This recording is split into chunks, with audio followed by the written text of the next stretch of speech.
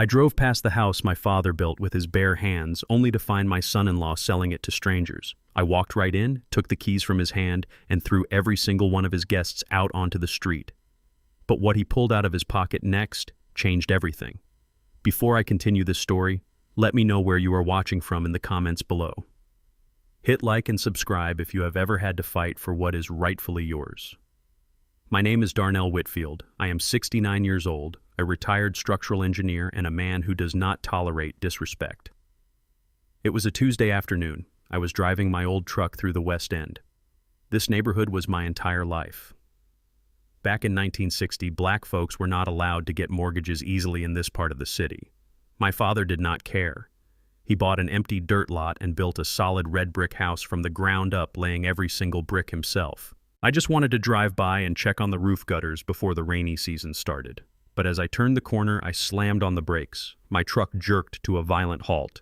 Right there, staked deep into the front lawn my father used to mow every Saturday, was a massive wooden sign: Open House, Luxury Subdivision Project. My blood ran cold. Then a fiery rage ignited in my chest. I parked the truck and stepped out, keeping my eyes locked on the front porch. There stood Wyatt. He is my white son-in-law, a real estate broker with a smile so fake it could shatter glass. He wore a tailored navy suit and was busy pouring expensive red wine into crystal glasses for a crowd of wealthy white investors. Standing right next to him was Kendra, my own flesh and blood, my daughter. She was wearing a designer dress that I knew for a fact was bought with the emergency cash I gave her last winter. She was smiling brightly, pointing out the architectural details of the porch pillars. Those were the exact pillars my father and I sanded down together when I was 10 years old. They were treating my family history like a cheap commodity. They were selling my home behind my back. I did not bother to knock. I marched straight up those concrete steps, my heavy boots thudding against the wood, and pushed violently through the heavy oak door. The foyer was packed with people measuring my living room with their greedy eyes. They were chatting loudly about knocking down the load-bearing walls to create an open-concept layout. Wyatt was standing right in the center of the room, holding a silver tray of wine glasses like a king holding court. I walked right up to him. He looked up, his fake smile freezing instantly on his face. Before he could even open his mouth to speak, I reached out and snatched the heavy master key ring right out of his hand. The sharp metal dug into my palm. He stumbled backward in shock and his arm jerked wildly. The silver tray flipped over. Crystal glasses crashed onto the hardwood floor, shattering into hundreds of sharp pieces. Deep red wine splashed across the pristine baseboards like fresh blood. The entire room fell dead silent. The investor stopped talking and stared at me in absolute shock. Kendra dropped her glossy real estate brochure and let out a high-pitched scream. "Dad, what are you doing here?" She shrieked, her eyes wide with panic. I ignored her entirely. I turned my body to face the crowd of strangers invading my sanctuary. "Get out of my house," I bellowed. My voice was a furious roar that visibly shook the window panes. I said, "The open house is officially over. Every single one of you needs to walk out that door right now before I call the police for trespassing." A few of the men in the crowd puffed out their chests, looking highly offended by my tone. But they took one long look at me and decided against saying a word. I am not a small man. I have a lifetime of building bridges and tearing down concrete backing up my anger. They scrambled toward the exit, muttering complaints under their breath as they hurried out to their luxury cars. Kendra grabbed my arm, her manicured nails digging painfully into my jacket sleeve. "Dad, stop it right now. You are ruining everything. You are humiliating us in front of major clients." I forcefully shook her hand off my arm. "You are humiliating yourself, Kendra. You are standing inside the very house your grandfather built, helping a snake sell it out from under your own father." Wyatt finally stepped forward. He dusted off his expensive suit jacket, completely unfazed by the broken glass scattered around his Italian leather shoes. He did not look scared. He did not look guilty or ashamed. He looked amused.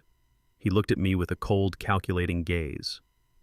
This man had been eating at my dinner table for 5 years, playing the role of a loving husband to my daughter. Now the mask was completely gone.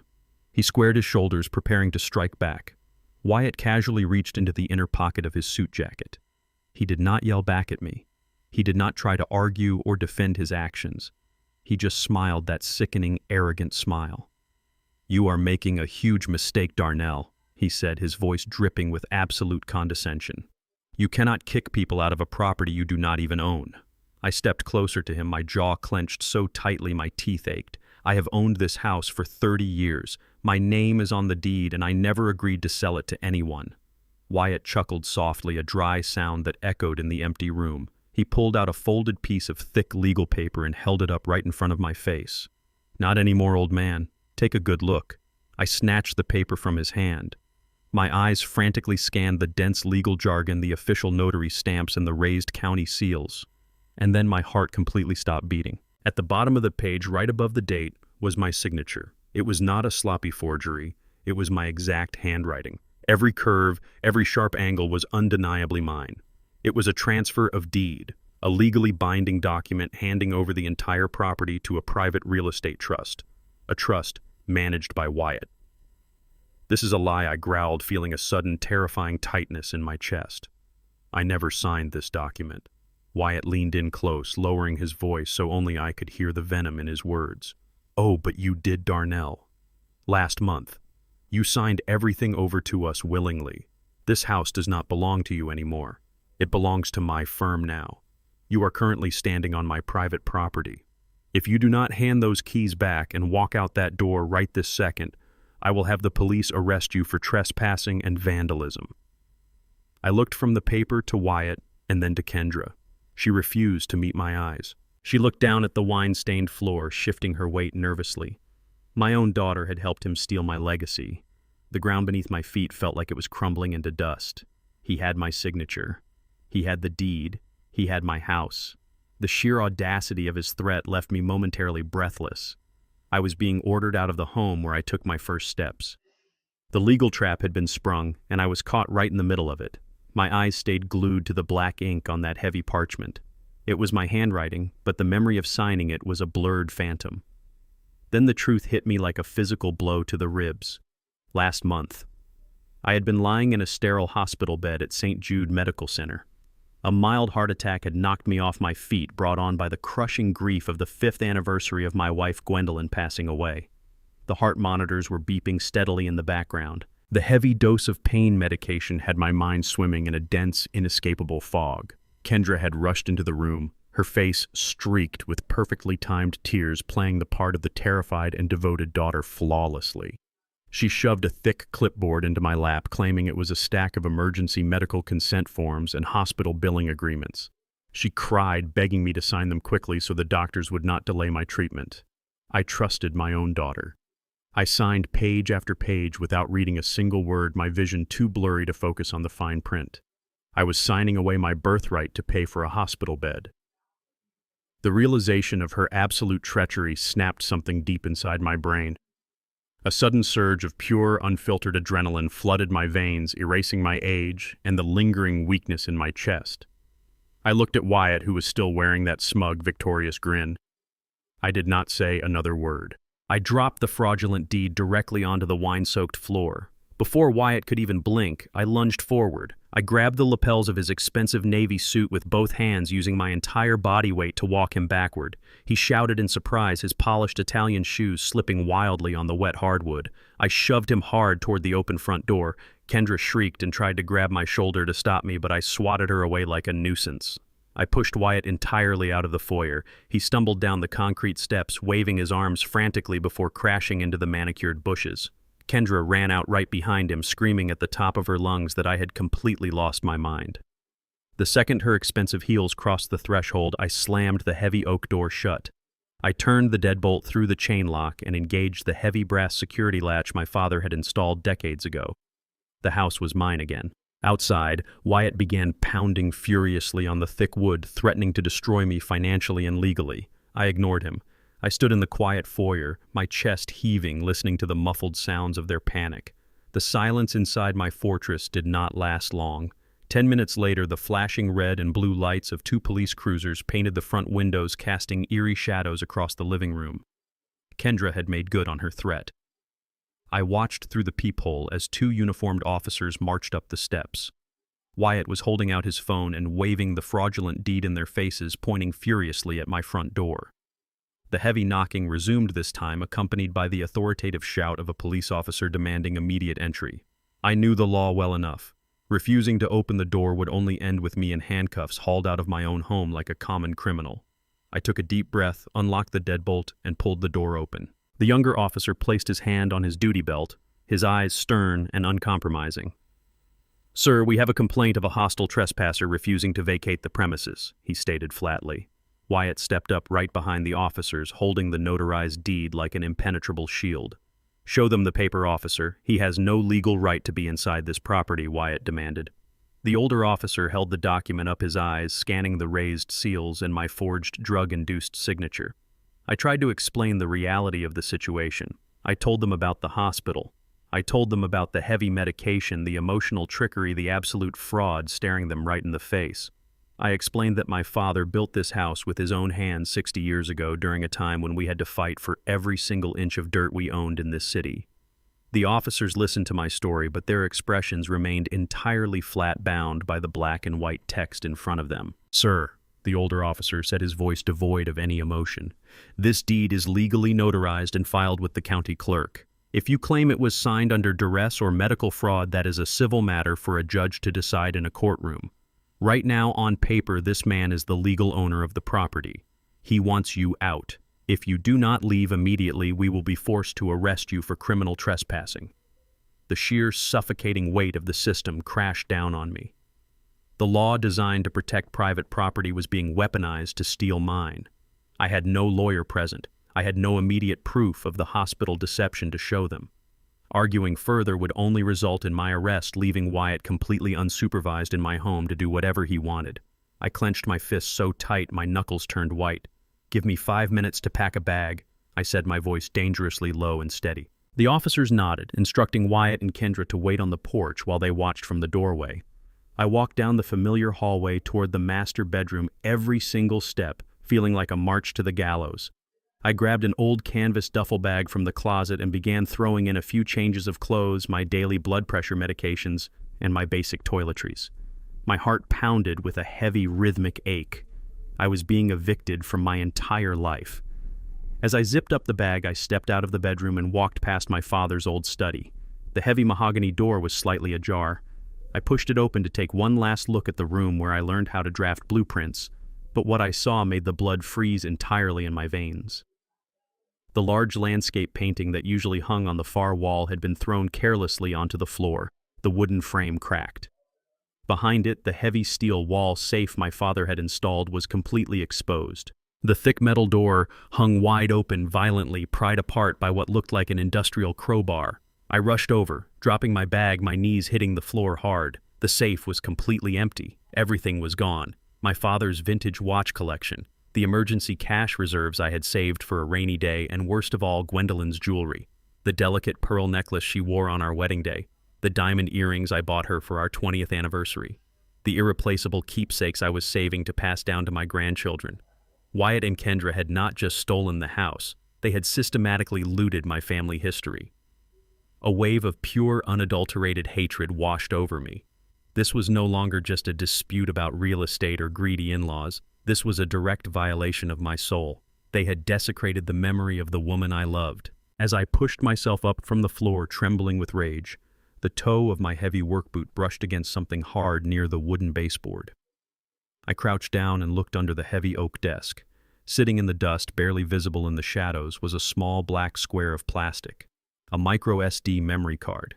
It must have fallen out of Wyatt's pocket or some camera device while they were frantically ransacking the safe. I picked it up, feeling the sharp plastic edges against my thumb.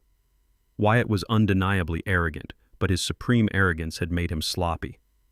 I slipped the memory card deep into my jacket pocket, grabbed my duffel bag, and walked out the front door without looking back at the officers or the two traitors standing on my porch. They thought they had won. They thought they had successfully broken an old man and taken his kingdom without a fight. They had absolutely no idea they just started a war they could never finish. I drove aimlessly for over an hour. The pouring rain matched the dark, violent storm brewing inside my chest. I made sure to take a maze of back roads and poorly lit alleys to ensure no one was following me. Eventually, I pulled my old truck into the cracked parking lot of the Starlight Motel on the very edge of the city limits. It was a decaying one-story concrete building with a flickering neon sign and peeling paint.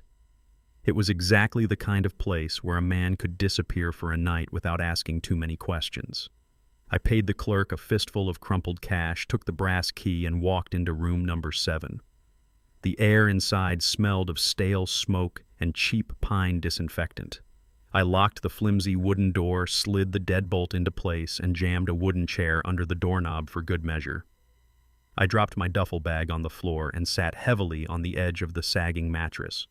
My hands were still shaking from the confrontation, but I forced myself to focus. I pulled my old laptop out of my bag, set it on the small laminate desk, and booted it up. I reached into my jacket pocket and pulled out the tiny black micro SD card I had found on the floor of my father's study. I slid it into the card reader slot on the side of my laptop. A folder instantly popped up on the bright screen. It contained dozens of high-definition video files. My heart hammered against my ribs as I clicked the first file. The screen flickered, and suddenly I was looking at my own living room. The angle was high up, tucked away perfectly in the corner, molding near the ceiling. I clicked the next file. It was a view of my hallway. The next file showed my kitchen. A sickening wave of absolute disgust washed over me. Wyatt had not just stolen my house. He had been spying on me. He had planted hidden security cameras all over my sanctuary, monitoring my every move, my daily routines, and my weakest moments. He had invaded my privacy for months, treating me like a lab rat in a maze. I scrolled down to the most recent files looking for the date of my hospital stay. I needed to see exactly what happened in the study. I found a file time-stamped from just 2 days ago. I double-clicked it, leaning closer to the glowing screen. The video opened to the inside of my father's study. The camera was hidden perfectly inside the air conditioning vent, providing a crystal-clear view of the entire room. The heavy mahogany door creaked open, and Wyatt walked in holding a heavy steel crowbar. Kendra followed closely behind him, clutching her designer purse, her eyes darting nervously toward the windows. Wyatt marched straight up to the large landscape painting and ripped it off the wall, tossing it carelessly to the floor. He wedged the thick end of the crowbar into the seam of the wall safe and pushed with all his might. The metal groaned and snapped. Wyatt laughed a cruel, soulless sound as he began pulling out my emergency cash and Gwendolyn's velvet jewelry boxes. Kendra wrung her hands together, shifting her weight from side to side. "Are you sure this is completely safe?" she asked, her voice trembling slightly on the audio recording. "What if he remembers something from the hospital? What if he realizes he did not actually agree to sign the trust transfer?" Wyatt turned around, holding my wife's diamond earrings up to the light, admiring the stones. He sneered, his face contorted into an ugly mask of pure arrogance. "He is not going to remember a damn thing, Kendra. I made sure of it. You saw how out of it he was." I leaned closer to the screen, the blood roaring in my ears. Kendra stepped toward him. "I just do not want any legal trouble, Wyatt. The doctors said his heart was weak." Wyatt scoffed, shoving the jewelry into his deep pockets. "His heart is fine, but his brain is fried." I slipped that night shift orderly $1,000 in cash to pump an extra heavy dose of a specialized liquid sedative directly into his IV line right before you walked in with the paperwork. He was chemically paralyzed. He would have signed a confession to murder if we put it in front of him.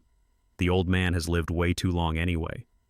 If the stress of losing this house triggers another heart attack, then we get the life insurance payout early. It is a win-win situation. I sat completely frozen in the motel chair. My own daughter stood there listening to her husband admit to bribing medical staff to poison me, and she did absolutely nothing. She just nodded, grabbed the stacks of cash from the safe, and helped him shove my legacy into a trash bag. This was no longer just a case of real estate fraud or greedy relatives trying to speed up an inheritance. This was a calculated, premeditated conspiracy to drug me, rob me, and potentially murder me through medical sabotage. They had crossed a line into pure, unforgivable evil. I reached out and carefully saved every single video file to my laptop's hard drive and backed it up to an encrypted cloud server. I had the ultimate proof. I had the weapon that would send Wyatt to a federal penitentiary for a very long time. I closed the laptop, a cold, calculated calm, finally replacing the burning rage in my chest. I knew exactly what I needed to do next. I needed a lawyer who was ruthless enough to take these monsters down. I reached for my prepaid cell phone to make a call, but before my thumb could press the first button, a deafening crash shattered the silence of the motel room. The flimsy wooden door buckled violently inward. The heavy wooden chair I had wedged under the knob splintered into sharp, jagged pieces that flew across the stained carpet. The deadbolt tore right through the cheap door frame. I jumped back, dropping my phone on the bed. Two massive, broad-shouldered men barged into the small room. They were not police officers. They were not wearing standard security uniforms. They wore sterile white scrubs, but their thick necks and tattooed forearms made them look like nightclub bouncers. The first man stepped forward, his eyes locked dead on me. He held a thick clipboard in one hand and a heavy set of leather medical restraints in the other. "Darnell Whitfield," he barked, his voice rough and commanding. "You are coming with us right now. Do not make this harder than it has to be." I backed up against the desk, my hands raised defensively, my mind racing to process the ambush. "Who the hell are you?" I demanded, planting my feet firmly on the ground. "Get out of my room before I break your jaw." The second man pulled a long, thick syringe from his pocket, removing the plastic cap with a sickening click. "We have an emergency psychiatric hold order signed by a county judge," the first man stated coldly, waving the clipboard. "Your daughter provided video evidence of your violent, paranoid breakdown at the open house today. You have been deemed an immediate danger to yourself and others. You are being remanded to the Silver Pines Psychiatric Facility for an involuntary mental evaluation." Wyatt had anticipated my escape. He had taken the video of me yelling at the investors and twisting the narrative, using it to secure a fraudulent medical warrant. They were not here to arrest me. They were here to lock me away in a padded cell, drug me into submission, and silence me permanently before I could show anyone the contents of that memory card. The man with the syringe stepped forward, blocking my only exit. I glanced at the small, barred window behind me. The trap was perfectly laid, but they had severely underestimated the fight left in this old engineer. The man with the syringe lunged forward, his massive frame eating up the small distance between us. He expected a frail, medicated old man. He did not expect a man who spent 40 years wrestling steel and concrete. I did not retreat. I grabbed the solid oak walking stick I kept leaning against the desk. It was capped with a heavy brass handle. As the orderly thrust the needle toward my arm, I pivoted sharply to the left. I swung the oak cane with every ounce of kinetic energy I could channel from my shoulders down to my wrists. I aimed perfectly for the structural weak point of the human body. The heavy brass tip connected dead center with the side of his right kneecap. The sickening crack of bones snapping echoed in the cramped room. The massive man shrieked in agony, dropping the syringe and collapsing to the stained carpet as his leg completely gave out. The second man, the one with the leather restraints, paused for a fraction of a second in pure shock. That hesitation was all I needed. I grabbed the heavy brass base of the motel desk lamp and hurled it directly at his face. It struck his jaw with a dull thud, sending him stumbling backward over the shattered pieces of the doorframe. I did not wait for him to recover. I snatched my duffel bag and shoved my laptop securely inside. I turned to the small window at the back of the room. It was locked with a cheap, rusted latch. I gripped my oak cane with both hands and drove the brass handle straight through the glass. The pane shattered into the dark, pouring rain outside. I used my elbow to clear the remaining jagged shards and kicked the flimsy metal security grate until the rusted screws ripped out of the decaying wood. The cold rain hit my face as I squeezed my broad shoulders through the narrow frame. I tumbled out onto the slippery metal grating of a rusted fire escape. Below me, the alleyway was pitch black. I heard the second orderly shouting furiously from inside the room, scrambling toward the broken window. I ignored the burning ache in my chest and the stiffness in my joints. I gripped the slick iron railings and descended the fire escape as fast as my boots would carry me. The storm was intensifying, the heavy downpour washing away the sound of my footsteps. I hit the wet asphalt of the alley and sprinted through the shadows toward my truck, which I had parked 2 blocks away behind a decaying diner. I was soaking wet, breathing hard, but I was free. I climbed into the cab of my truck, locking the doors and tossing the duffel bag onto the passenger seat. I jammed the key into the ignition, and the old engine roared to life. I kept my headlights off until I navigated out of the maze of back alleys and hit the main arterial road. The rain was coming down in sheets, providing the perfect cover for my escape. I drove fast, my eyes constantly darting to the rearview mirror, searching for headlights tailing me. Wyatt had managed to secure a fake psychiatric order.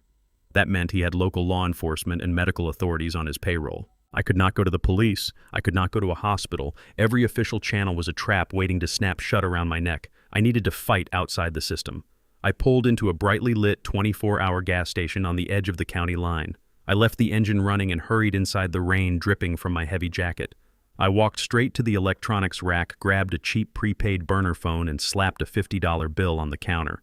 I did not wait for the change. Once back inside the safety of my truck, I ripped the plastic packaging open and powered up the device. I did not have to look up the number. I had memorized it 15 years ago. I dialed the digits and pressed the phone to my ear, listening to the rhythmic ringing. I was calling Marcus Holloway. Holloway was a corporate estate lawyer, ruthless, cold-blooded, and entirely devoid of basic human empathy. He was the kind of man who destroyed multi-million-dollar companies before breakfast. But 15 years ago, during a massive commercial high-rise project, I was supervising a suspended steel beam snapped from its rigging. I tackled Holloway into a concrete trench just a split second before 3 tons of steel crushed the exact spot where he had been standing. He looked me dead in the eye that day and told me he owed me a life debt. I never cashed in that favor until tonight. The line clicked open. Holloway spoke with his usual clipped, impatient tone. "This line is private." "Who is this?" "Marcus, it is Darnell Whitfield," I said, my voice steady over the sound of the rain hitting my windshield. "I need you to clear your schedule right now. I am cashing in my ticket." There was a brief silence on the other end, followed by the sound of a chair scraping against a hard floor. "Where are you?" he asked, his tone instantly shifting to high alert. I gave him the location of an abandoned industrial park beneath the interstate overpass on the south side of town. It was a desolate stretch of concrete shielded from the heavy rain by the massive highway structure above. I parked my truck deep in the shadows and waited.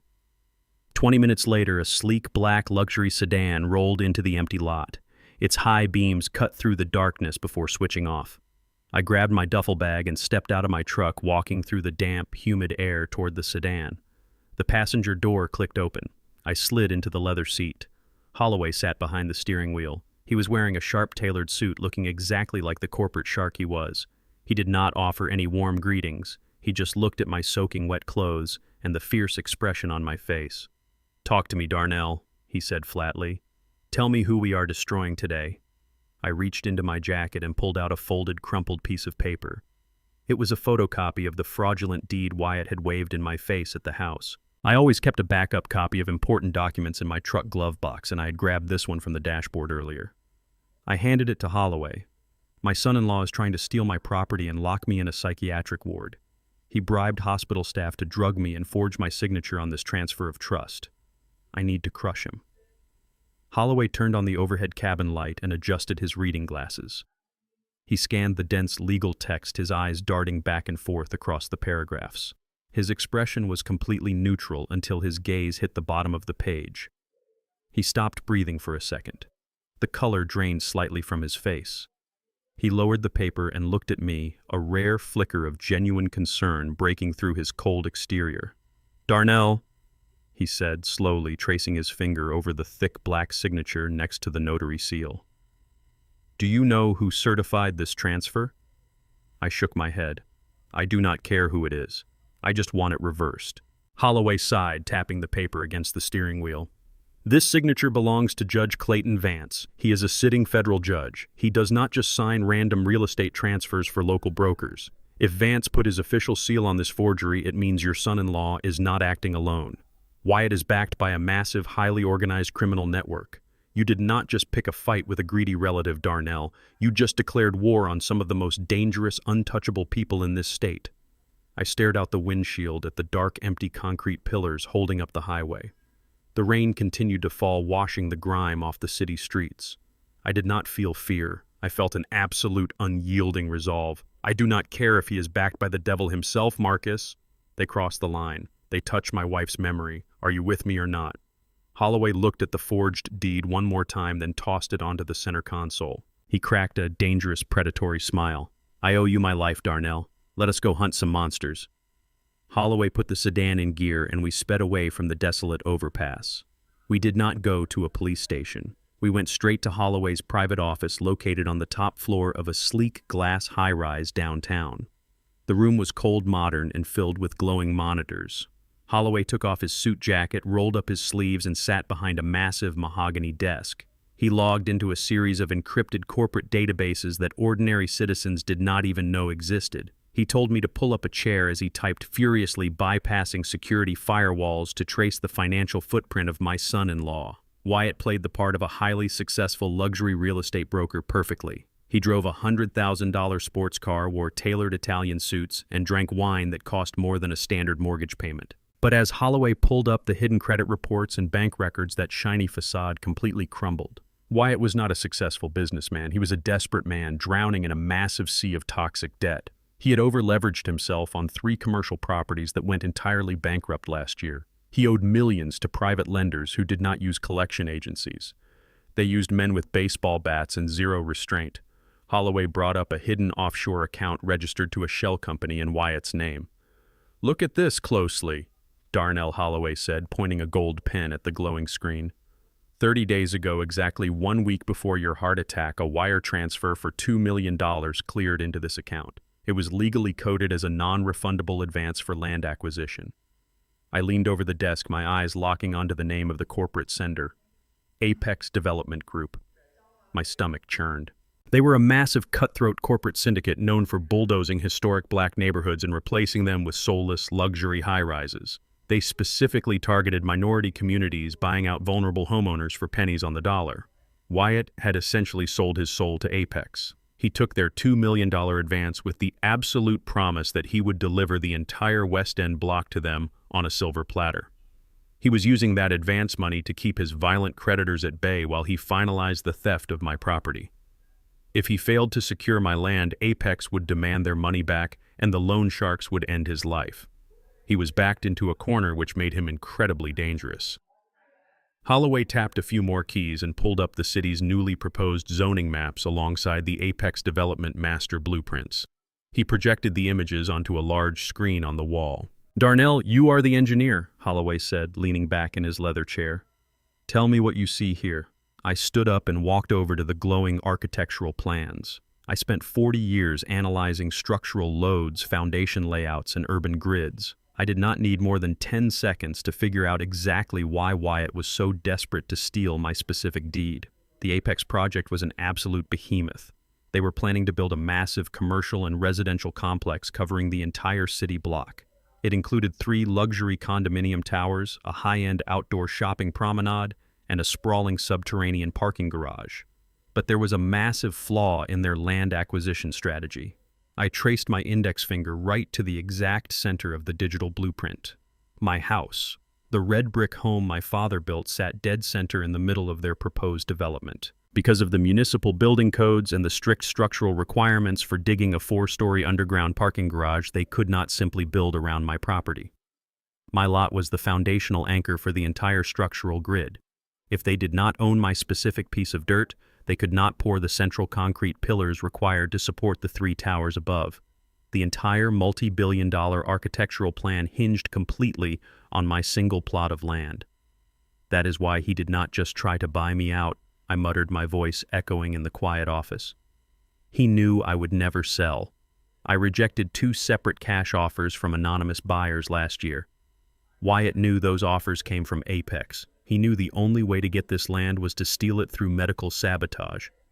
Holloway nodded, a grim expression settling on his face. "Your house is the ultimate choke point, Darnell.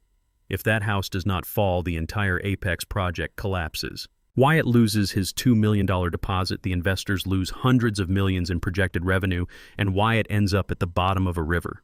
They do not just want your house. They absolutely need it to survive." We were no longer fighting over a simple family inheritance. We were standing on the tracks directly in the path of a speeding corporate freight train. Before we could strategize our next move, Holloway's secure desk phone buzzed. He picked it up, listened for a few seconds, and pressed a button to put the call on the speakerphone. It was Jackson, a ruthless private investigator Holloway kept on a permanent retainer. Jackson was an ex-military intelligence officer who specialized in digital surveillance and tracking human garbage. "I put him on your daughter the second you called me from the road," Holloway explained quietly. Jackson's deep, gravelly voice filled the office. "Marcus, I have a major problem brewing on this end," Jackson reported. "I intercepted the cell phone signals originating from the Whitfield residence. You need to hear this audio right now. I am sending you a secure file." A moment later, an audio file popped up on Holloway's computer. He clicked play. The sound of Kendra's voice echoed through the speakers. She was speaking in a hushed, frantic tone. Yes, I am the primary agent on the account. I have the full notarized medical power of attorney right here in front of me. My father has been officially committed to a psychiatric care facility. I need to liquidate his entire retirement portfolio immediately. My chest tightened so hard I could barely breathe. My own daughter. The little girl I used to carry on my shoulders. She was on the phone with my primary wealth management bank, actively draining 40 years of my blood, sweat, and savings. The bank representative on the recording asked for a destination routing number for the liquidated funds. Kendra did not hesitate. She read off a routing number that Holloway immediately recognized. It is a blind trust in the Cayman Islands. Holloway stated, his eyes narrowing in disgust. They are not just taking the house. They are draining your entire life savings to flee the country. On the audio track, Kendra confirmed the international wire transfer. The bank representative stated that due to the large amount, the funds would remain in a mandatory holding period and officially clear at 9 o'clock the following morning. Jackson spoke up again over the speakerphone. They are packing bags, Darnell. They booked 2 first-class tickets to the Caribbean for tomorrow afternoon. Once that money clears the holding period, it disappears into an offshore black hole, and you will never see a single dime of it again. They plan to leave you locked in that psychiatric ward to rot while they live on a beach with your money. I looked at the digital clock on the wall. It was currently 2 in the morning. We had exactly 7 hours before the bank opened its doors, and my entire life was permanently erased. The shock and the betrayal burned away, leaving only cold, hard steel in my veins. They wanted to play a high-stakes game with my life. Now it was my turn to roll the dice. We spent the remaining hours in Holloway's office finalizing our legal assault. I did not sleep a single wink. I drank black coffee and stared out the floor-to-ceiling windows as the city slowly woke up below us. At exactly 8:15 in the morning, we left the high-rise and drove straight to the central headquarters of Vanguard National Bank. This was not a regular neighborhood branch. This was the main financial hub where high-net-worth accounts and international wire transfers were physically processed. We parked the sedan and stood outside the heavy glass doors, waiting in the crisp morning air. The second the digital clock above the entrance ticked to exactly 9 o'clock, the security guard unlocked the doors. Holloway and I did not walk. We marched. We bypassed the long line of regular customers waiting for the tellers. We ignored the receptionist who tried to ask if we had an appointment. We pushed straight through the frosted glass doors of the executive suite and headed directly for the office of the senior branch manager, a man named Richard Carlson. Carlson was sitting behind a massive oak desk, his eyes glued to his computer monitor. His finger was literally hovering over the mouse, ready to authorize the massive international wire transfer Kendra had initiated during the night. The automated holding period had just expired. He looked up in absolute shock as Holloway kicked the office door shut behind us and locked it. "Excuse me, you cannot just barge in here," Carlson sputtered, his face flushing red with indignation. "I am calling security right now." "Do not touch that phone," Carlson. Holloway snapped, his voice sharp enough to cut glass. He walked right up to the oak desk and slammed his heavy leather briefcase down on top of it. "If you click authorize on that wire transfer to the Cayman Islands, you will be personally named as a co-conspirator in a multi-million-dollar federal wire fraud case. I suggest you take your hand off that mouse this exact second." Carlson froze, his eyes darting nervously between Holloway and me. He slowly pulled his hand away from the computer. "I am simply executing a verified client request," Carlson stated defensively, though his voice wavered. The account holder's daughter provided a fully notarized medical power of attorney and a psychiatric commitment order. She is legally authorized to liquidate these funds. We have followed all standard banking compliance protocols. I stepped forward, slamming both of my hands down on his desk, leaning in so close he could see the absolute fury burning in my eyes. "I am Darnell Whitfield," I growled. "I am the account holder. I am standing right in front of you completely lucid, and I am telling you that my daughter is committing grand theft. If you send my life savings offshore, I will make sure you spend the rest of your career rotting in a federal prison cell." Carlson swallowed hard, sweat beading on his forehead, but he stubbornly shook his head. "Mr. Whitfield, I sympathize with your family dispute, but I am legally bound by the notarized documents in our system. A judge signed off on your psychiatric evaluation. Until a court officially revokes that medical power of attorney, your daughter controls this account. I cannot just freeze an international wire based on a verbal demand. It violates our banking charter." Holloway did not miss a beat. He opened his briefcase and pulled out a high-definition tablet. He slammed it down on the desk right in front of Carlson. Verbal demand is over, Richard. Welcome to evidentiary fact. Holloway tapped the screen. The hidden camera video from my father's study began to play at maximum volume. The crystal-clear audio filled the sterile bank office. Carlson watched in stunned silence as Wyatt used a steel crowbar to rip open my wall safe. He listened as my own daughter stood there and actively conspired to steal my property. Then came the undeniable death blow. Wyatt's voice echoed from the tablet, bragging clearly about bribing a night shift orderly with $1,000 in cash to inject me with a heavy dose of liquid sedative. He explicitly detailed how they chemically paralyzed me to forge my signature on the trust documents and the very power of attorney Carlson was currently relying on. The video ended. Holloway paused the screen on a clear frame of Wyatt stuffing my wife's diamond earrings into his pocket. He leaned over the desk, his presence entirely predatory. What you just watched is felony extortion, medical sabotage, and elder financial abuse, Holloway stated coldly. Under the Federal Senior Safe Act, financial institutions are legally mandated to halt any transactions if there is a credible suspicion of elder exploitation. I am officially notifying Vanguard National Bank of ongoing criminal fraud. If you execute that wire transfer now, you are no longer following protocol. You are actively facilitating money laundering for a criminal syndicate. I will have the FBI raid this branch before lunch, and I will personally ensure you are indicted for criminal negligence. Carlson stared at the frozen image on the tablet, all the color draining completely from his face. The legal liability hovering over his head was astronomical. He looked at the computer screen, then at Holloway, completely defeated. He placed his trembling hands on the keyboard and rapidly typed in a series of override commands. A large red banner flashed across his monitor. Account frozen. I am placing an immediate 48-hour administrative hold on all funds under the Whitfield portfolio, Carlson stammered, wiping his brow with a handkerchief. No money can move in or out of this account without a direct order from a federal judge. The wire transfer to the Cayman Islands is officially canceled. A massive wave of relief washed over me. My retirement, the money I had bled for over 4 decades, was secure. We had successfully cut off their escape route. Holloway snapped his briefcase shut and gave Carlson a tight, mocking smile. Good choice, Richard. You just saved your own pension. Holloway and I walked out of the executive suite, leaving the shaken bank manager slumping in his chair. We pushed through the glass doors and stepped out into the bright morning sunlight of the bank parking lot. We had won a massive victory. Without that money, Wyatt and Kendra could not flee the country, and Wyatt could not pay off his violent creditors. But my sense of triumph evaporated the exact second I looked toward my truck. Leaning casually against the hood of my vehicle was Wyatt. He was wearing a sharp gray suit, holding a steaming cup of coffee. He did not look like a man who had just lost millions of dollars. He looked entirely too calm. He took a slow sip of his coffee as Holloway and I approached. Checking your balances, old man, Wyatt asked, his voice dripping with absolute arrogance. I got the automated alert on my phone 2 minutes ago. The wire transfer failed. You froze the account. I have to admit you have a lot more fight left in you than I anticipated. I really thought those orderlies would have you in a straitjacket by now. You are going to a federal penitentiary, Wyatt, I stated, stepping right into his personal space. We have the hidden camera footage from the study. We have your entire confession. It is over. Wyatt laughed, a harsh grating sound that echoed across the asphalt.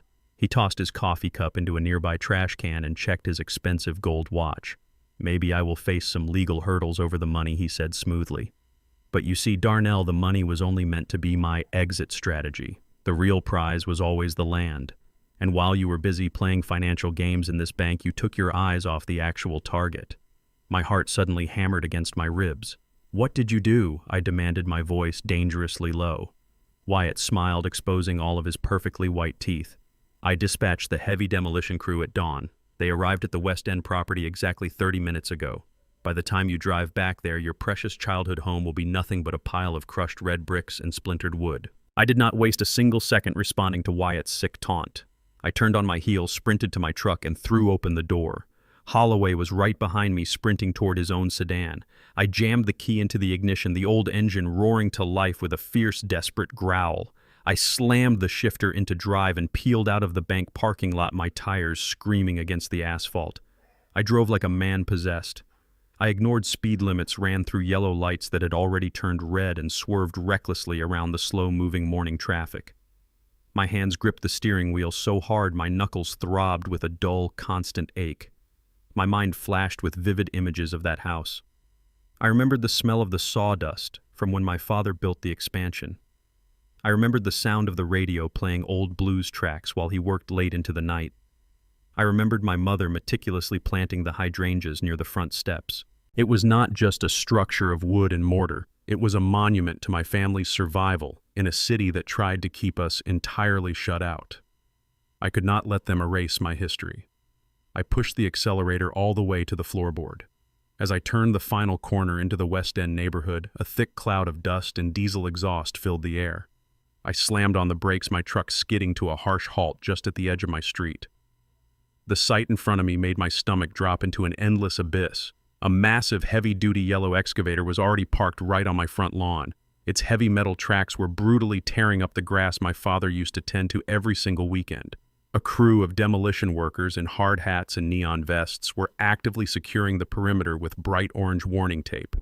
The operator inside the glass cabin of the excavator was revving the massive diesel engine. The hydraulic pistons hissed loudly as the giant metal claw slowly lifted into the air, casting a dark, terrifying shadow over the front of my house. The claw positioned itself directly over the wooden overhang of the front porch. The very same porch where Gwendolyn and I used to sit and drink iced tea on warm summer evenings. They were seconds away from tearing it all down and reducing my legacy to rubble. I did not think about my own safety. I did not think about the insurance on my truck or the severe legal consequences of what I was about to do. I shifted the truck back into gear, stomped heavily on the gas pedal, and drove straight through the flimsy orange perimeter tape. The demolition workers yelled and scattered like frightened insects as my heavy steel bumper barreled across the lawn. I steered my truck directly into the path of the colossal machine. I braced myself against the steering wheel and slammed my truck right into the heavy steel treads of the excavator. The impact was violently jarring. The hood of my truck buckled under the immense weight of the construction equipment. The radiator hissed loudly, spraying a thick cloud of white steam into the morning air. The operator inside the excavator immediately cut the hydraulic power, dropping his hands from the controls in sheer panic. The giant metal claw stopped just 3 feet above my roofline. I unbuckled my seatbelt, kicked my jammed door open, and stepped out onto the torn-up grass, ignoring the sharp pain shooting up my right shoulder. The foreman of the demolition crew ran toward me, his face red with absolute fury, screaming obscenities and waving a clipboard in the air. I did not back down an inch. I walked right up to him, my chest puffed out, daring him to take another step. "You move that machine 1 inch closer to my house, and you will have to dig it out of my chest," I roared, my voice cutting cleanly through the noise of the idling diesel engines. Just then, a sleek black sports car pulled up to the curb. Wyatt stepped out casually, straightening his expensive tie. He had clearly rushed over to watch the destruction in person. He looked at my wrecked truck, then at me, and laughed a cold, mocking laugh. His expensive cologne wafted through the exhaust fumes. "You are completely unhinged," Darnell Wyatt shouted, pulling out his cell phone. "You just assaulted a licensed demolition crew on private property. You are going to spend the rest of your pathetic life in a prison cell." I stepped toward him, ready to tear that smug smile right off his face, but the loud wail of approaching sirens stopped me in my tracks. Wyatt had already called the police on his way over. 3 police cruisers swarmed the street, their tires screeching as they blocked the intersection. Half a dozen officers leaped out, their hands resting cautiously on their holstered weapons. They did not care that this was my childhood home. They only saw an angry black man who had just crashed his vehicle into a construction site. "Drop to your knees and put your hands behind your head right now," the lead officer commanded, his voice leaving absolutely no room for debate. Wyatt stood safely behind the police line, holding up that same fraudulent deed he used yesterday. "He is a violent trespasser, officers," Wyatt declared loudly. "He has no legal right to this land. Arrest him so my crew can finish their contracted work." I had no choice but to comply. Fighting the police would only guarantee I caught a bullet in my own front yard. I slowly lowered myself to the damp grass and placed my hands behind my head. 2 officers rushed forward, grabbing my arms forcefully and wrenching them behind my back. The cold steel of the handcuffs clicked tightly around my wrists, biting into my skin with a sharp, unforgiving pinch. They hauled me roughly to my feet, pressing my face against the cold metal hood of the police cruiser. I could feel the vibrations of the excavator engine through the soles of my boots. Wyatt walked over to the demolition foreman and handed him a thick wad of cash. "Start the machine back up. Wyatt ordered, pointing aggressively at my house. "Tear it down right now. I do not care if his truck is in the way. Crush it." The foreman nodded greedily, signaling the operator in the cabin. The massive diesel engine roared back to life, vibrating the ground beneath my feet. The hydraulic arm groaned as it prepared to swing the heavy claw directly through my living room window. I watched helplessly, my heart breaking into a million pieces. The system was completely rigged. The law was protecting a thief and punishing the victim. The claw began its descent. Then the screech of burning rubber shattered the tension. Holloway's luxury sedan leaped over the curb, parking illegally right on the sidewalk. But he was not alone. Right behind him, a dark gray SUV skidded to a halt.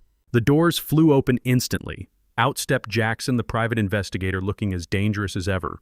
Walking briskly beside him was a woman in a sharp gray suit, holding a bright red legal folder high above her head.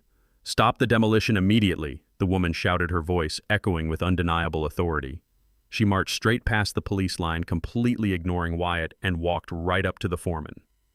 "I am Director Hayes from the City Planning and Historical Preservation Office. I am holding a federal emergency injunction. If that machine touches a single brick of this structure, every single person on this site will be arrested for a federal felony." Wyatt pushed his way past the officers, his face twisting in sudden confusion and unhinged rage. "What the hell are you talking about?" Wyatt demanded, waving his forged deed frantically.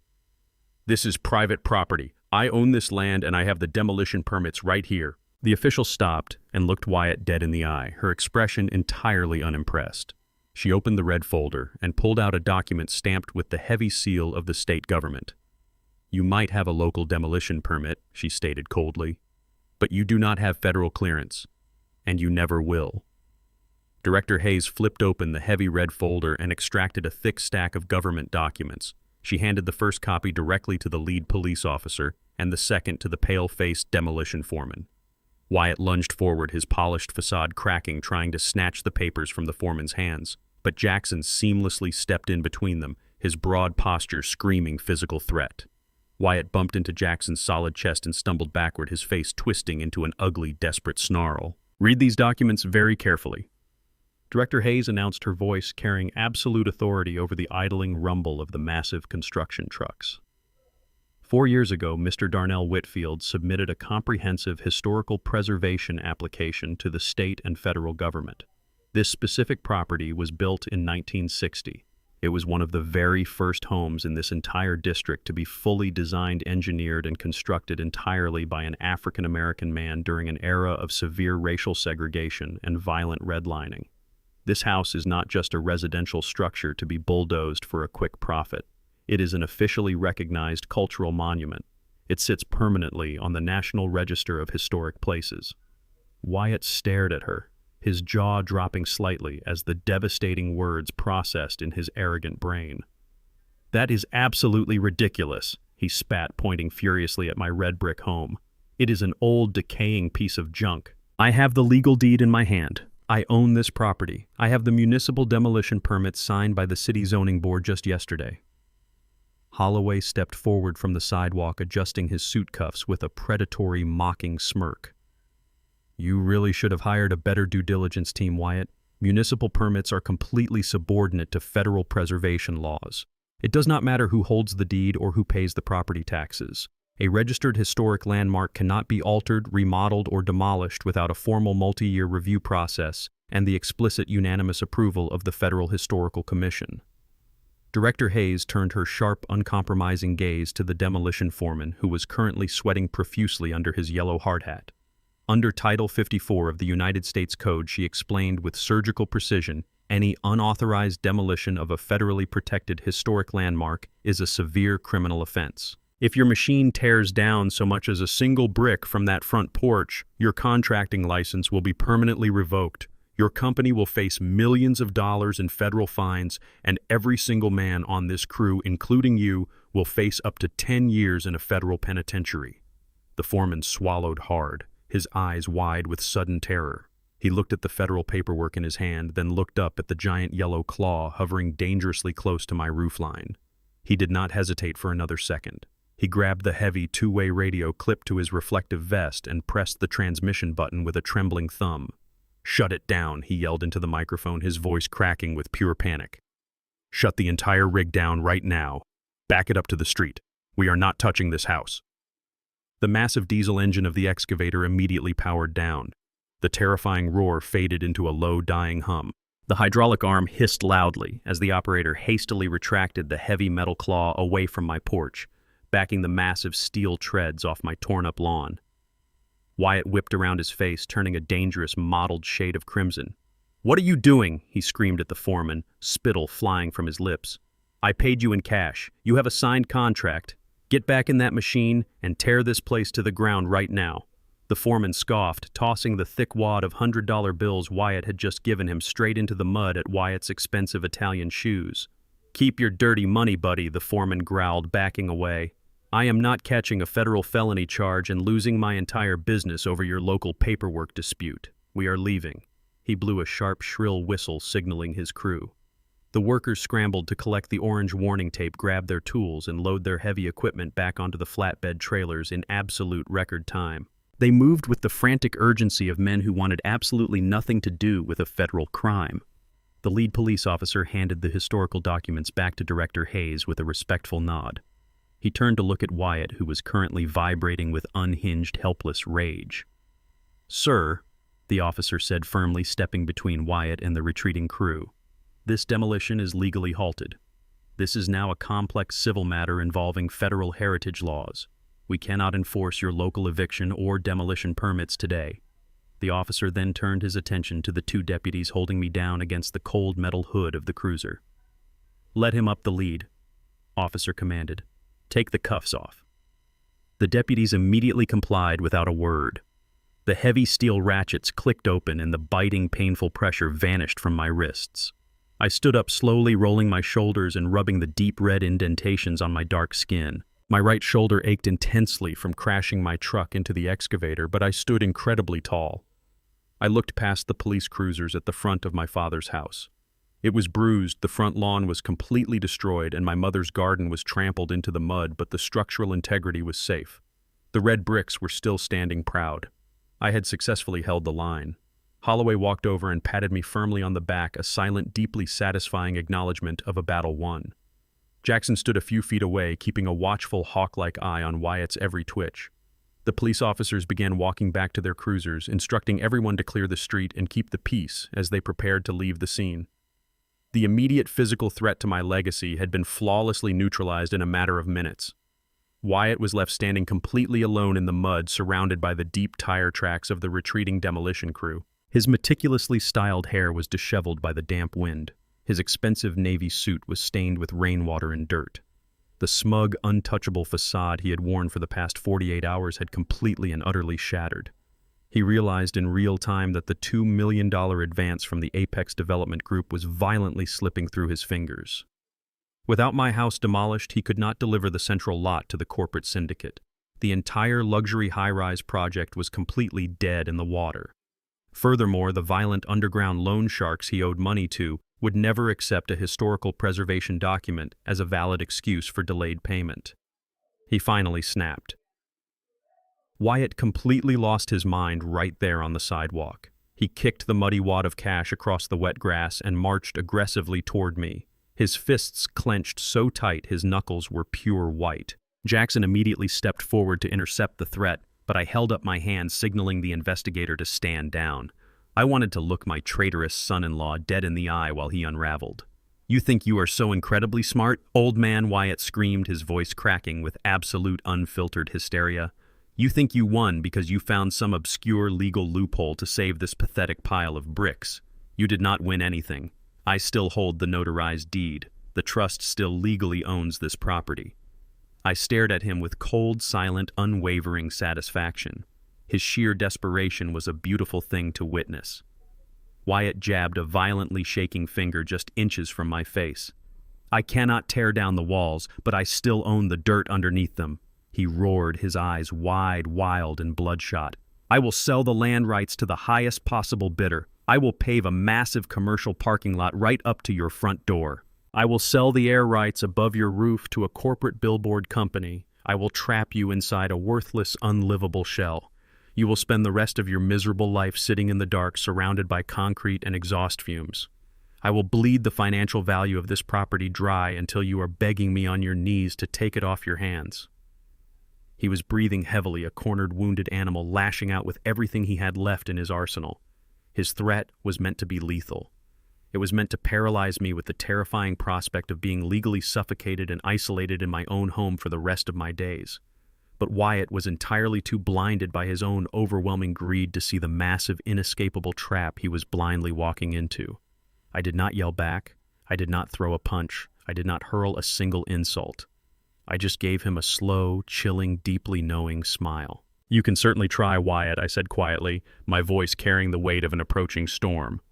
Wyatt let out a furious, guttural scream of pure, agonizing frustration. He spun around on his heels, marched back to his sleek black sports car, and ripped the door open. He slammed it shut hard enough to rattle the vehicle's windows, jammed it into gear, and sped away from the curb, leaving thick black tire marks and a cloud of burning rubber on the wet pavement. He honestly thought his threat regarding the sale of the land rights was his ultimate trump card. He had absolutely no idea that his desperate declaration was actually the very beginning of his own catastrophic, inescapable demise. I watched the taillights of Wyatt's sports car disappear into the gray morning mist. The immediate physical threat to my home was gone, but the air still felt thick with unresolved violence. I turned away from the muddy tire tracks scarring my front lawn and looked at Holloway and Jackson. The defensive phase of this war was officially over. I could no longer just react to Wyatt's attacks. I had to dismantle him completely, brick by brick, until there was absolutely nothing left of his arrogant empire. To do that, I had to sever his most crucial asset. I had to break his psychological hold over my daughter. Kendra was the key. She was the one who provided him with the access, the signatures, and the familial cover to execute his crimes against me. She was blinded by his charming facade, brainwashed into believing he was a successful businessman providing her with a luxurious life. If I attacked Wyatt directly in court, she would blindly defend him. I needed her to see the monster hiding behind the tailored suits. I turned to Jackson. The private investigator was leaning against his dark SUV, his sharp eyes scanning the street. "I need you to shadow him," I commanded, my voice cold and uncompromising. "Do not let him out of your sight for a single second." A man like Wyatt, whose entire world is violently collapsing around him, is going to make a massive mistake. He is going to seek comfort or try to hide his most valuable assets. I want to know where he goes, who he talks to, and what secrets he is keeping from my daughter. Jackson gave a curt, professional nod. He did not ask any unnecessary questions. He simply slid into the driver's seat of his vehicle, fired up the engine, and sped off in the exact direction Wyatt had fled. I got into Holloway's sedan and we drove to a secure, heavily monitored safe house. Holloway maintained on the industrial side of the city. It was a windowless concrete building equipped with advanced security systems, the perfect bunker to coordinate our offensive strike. We spent the next few hours pacing the concrete floor, waiting for Jackson to report back. I knew Wyatt was arrogant, but his arrogance was now fueled by pure, unadulterated panic. Panic breeds extreme carelessness. Jackson was a master of digital surveillance and physical tracking. He utilized a network of traffic cameras, automated toll booth readers, and cellular triangulation to keep a tight, invisible leash on Wyatt. By mid-afternoon, the burner phone resting on the steel table buzzed with an incoming encrypted transmission. I picked up the phone and opened the secure file Jackson had just sent. Holloway stood right beside me. His eyes narrowed as the high-resolution images rendered on the small screen. The photographs did not show Wyatt arriving at his luxury real estate office. They did not show him returning to the upscale downtown condominium he shared with my daughter. Instead, Jackson had tracked his sports car over 40 miles outside the city limits. Wyatt had driven deep into a quiet, pristine, affluent suburb, a neighborhood characterized by manicured lawns, tall oak trees, and sprawling two-story houses. I swiped to the next photograph. It showed Wyatt's car parked in the wide driveway of a beautiful colonial-style home. The next image captured Wyatt walking up the paved walkway to the front door. He had discarded his suit jacket and loosened his tie. He did not look like a man on the run or a man whose business was imploding. He looked remarkably relaxed. The front door opened. A young blonde white woman stood in the doorway. She was smiling brightly, holding a toddler on her hip. The The child had Wyatt's exact facial features. The final photograph in the sequence caught the moment perfectly. Wyatt wrapped his arms around the woman and kissed her passionately on the lips while playfully tousling the toddler's hair. He was playing the ultimate role of the devoted, loving family man. The sheer breathtaking hypocrisy of the image made my stomach churn with violent disgust. He had a completely hidden second family. While he was actively plotting to lock me in a psychiatric ward and steal my childhood home, he was coming back to this quiet suburban sanctuary to play house. The visual betrayal was only half of the story. Jackson's voice crackled over the secure line, delivering the financial intelligence he had extracted from the property records. The house is leased under a ghost shell company. Darnell Jackson reported, his tone thick with contempt. But I tracked the primary funding source for the lease payments, the utility bills, and the luxury SUV parked inside that closed garage. The money does not come from Wyatt's business accounts. Every single dime funding this woman's extravagant lifestyle is being pulled from a series of high-limit premium credit cards. I clenched my jaw so tight my teeth ached. Whose name is on those cards? I asked, already knowing the sickening answer. Kendra Whitfield Jackson confirmed flatly. Wyatt manipulated your daughter into signing over her credit lines under the guise of funding his real estate ventures. She thinks she is investing in their shared future. In reality, she is fully financing his secret mistress and his illegitimate child. She is paying for her own absolute betrayal. The revelation hit me with the force of a freight train. My daughter had turned her back on her own father for a man who was systematically destroying her financial future to support another woman. She was a victim of his predatory manipulation, but she was also his primary funding source. Wyatt was a parasite draining my family dry from every possible angle. The visual proof was undeniably concrete. This was the exact weapon I needed to shatter his control over her.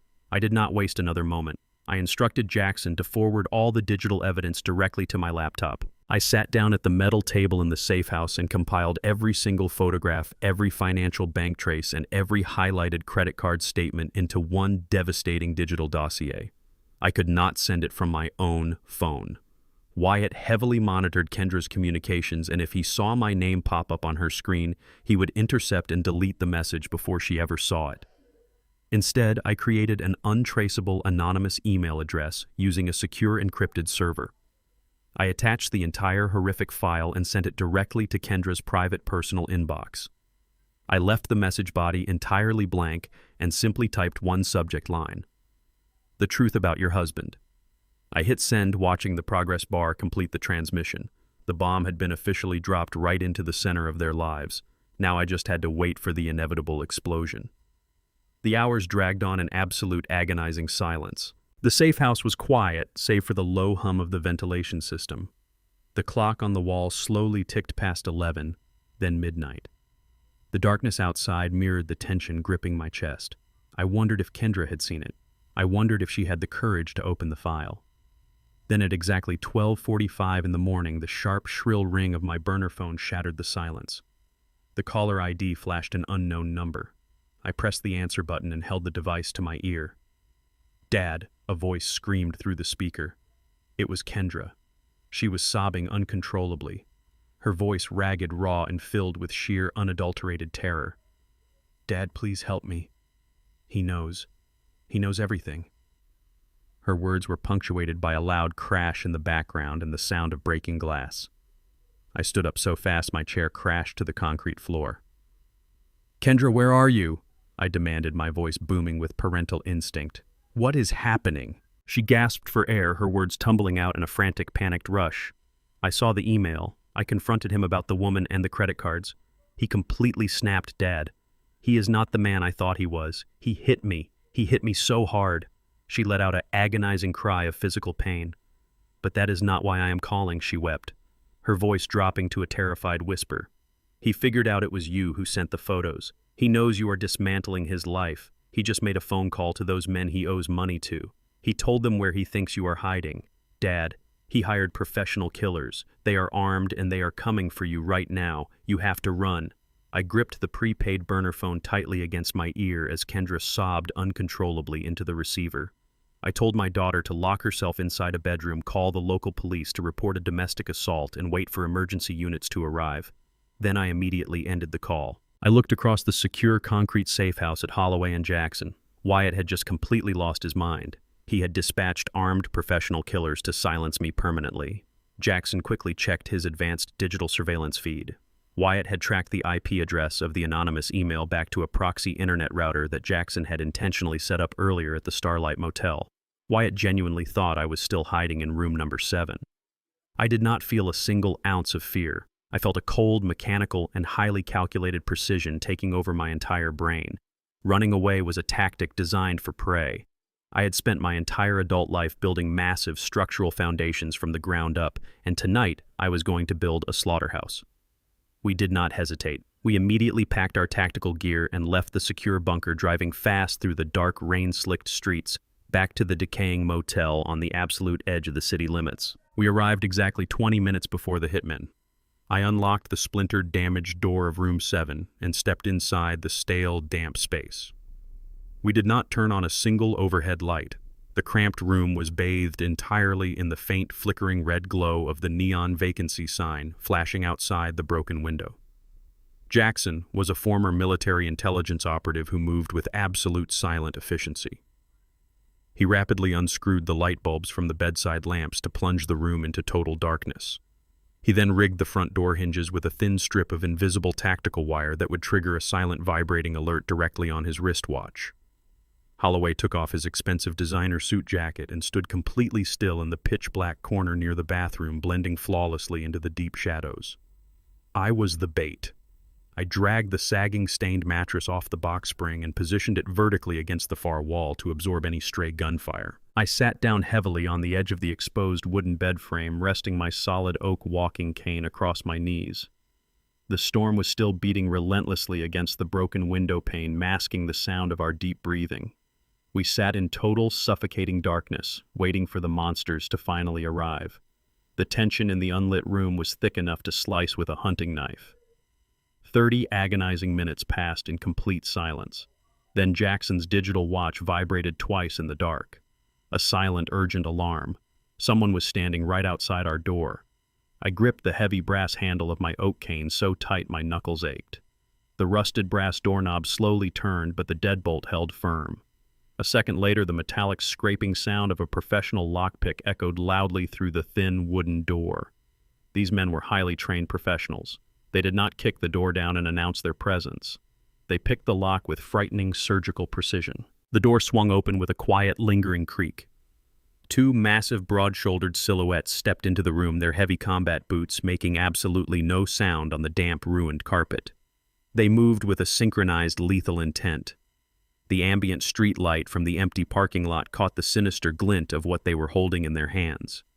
They did not have silenced pistols or combat knives. They were holding thick medical-grade syringes filled with a clear, highly toxic liquid. They were actively planning to inject me with a lethal dose of untraceable narcotics, guaranteeing my death would look like an old man succumbing to a tragic sudden heart failure in a cheap motel. It was the exact same cowardly chemical method they had used to drug me into submission at the hospital. The first towering killer crept slowly toward the bed, his eyes straining to adjust to the dark, searching for my sleeping form under the tangled blankets. He never saw Jackson coming. Jackson stepped out from the deep shadows behind the open door like an absolute phantom of vengeance. He did not yell a warning. He did not hesitate for a fraction of a second. He lunged forward with explosive speed and jammed a high-voltage tactical stun gun directly into the exposed base of the first killer's thick neck. The aggressive crackle of raw electricity illuminated the entire room in bright, blinding blue flashes. 50,000 volts surged violently through the massive man's central nervous system. He let out a muffled, choked gasp and dropped straight to the floor like a sack of wet concrete, his muscles violently convulsing uncontrollably. The second killer spun around in a panic, raising his deadly syringe like a dagger toward Jackson. I did not stay seated. I swung my heavy oak cane through the darkness with the brutal force of a swinging steel pendulum. The solid brass tip smashed directly into the second killer's extended wrist. The bone snapped with a loud, sickening crack, and the glass syringe shattered against the floor, spilling the highly toxic liquid deep into the carpet fibers. Before the man could even scream in pain, Jackson pivoted flawlessly on his heel.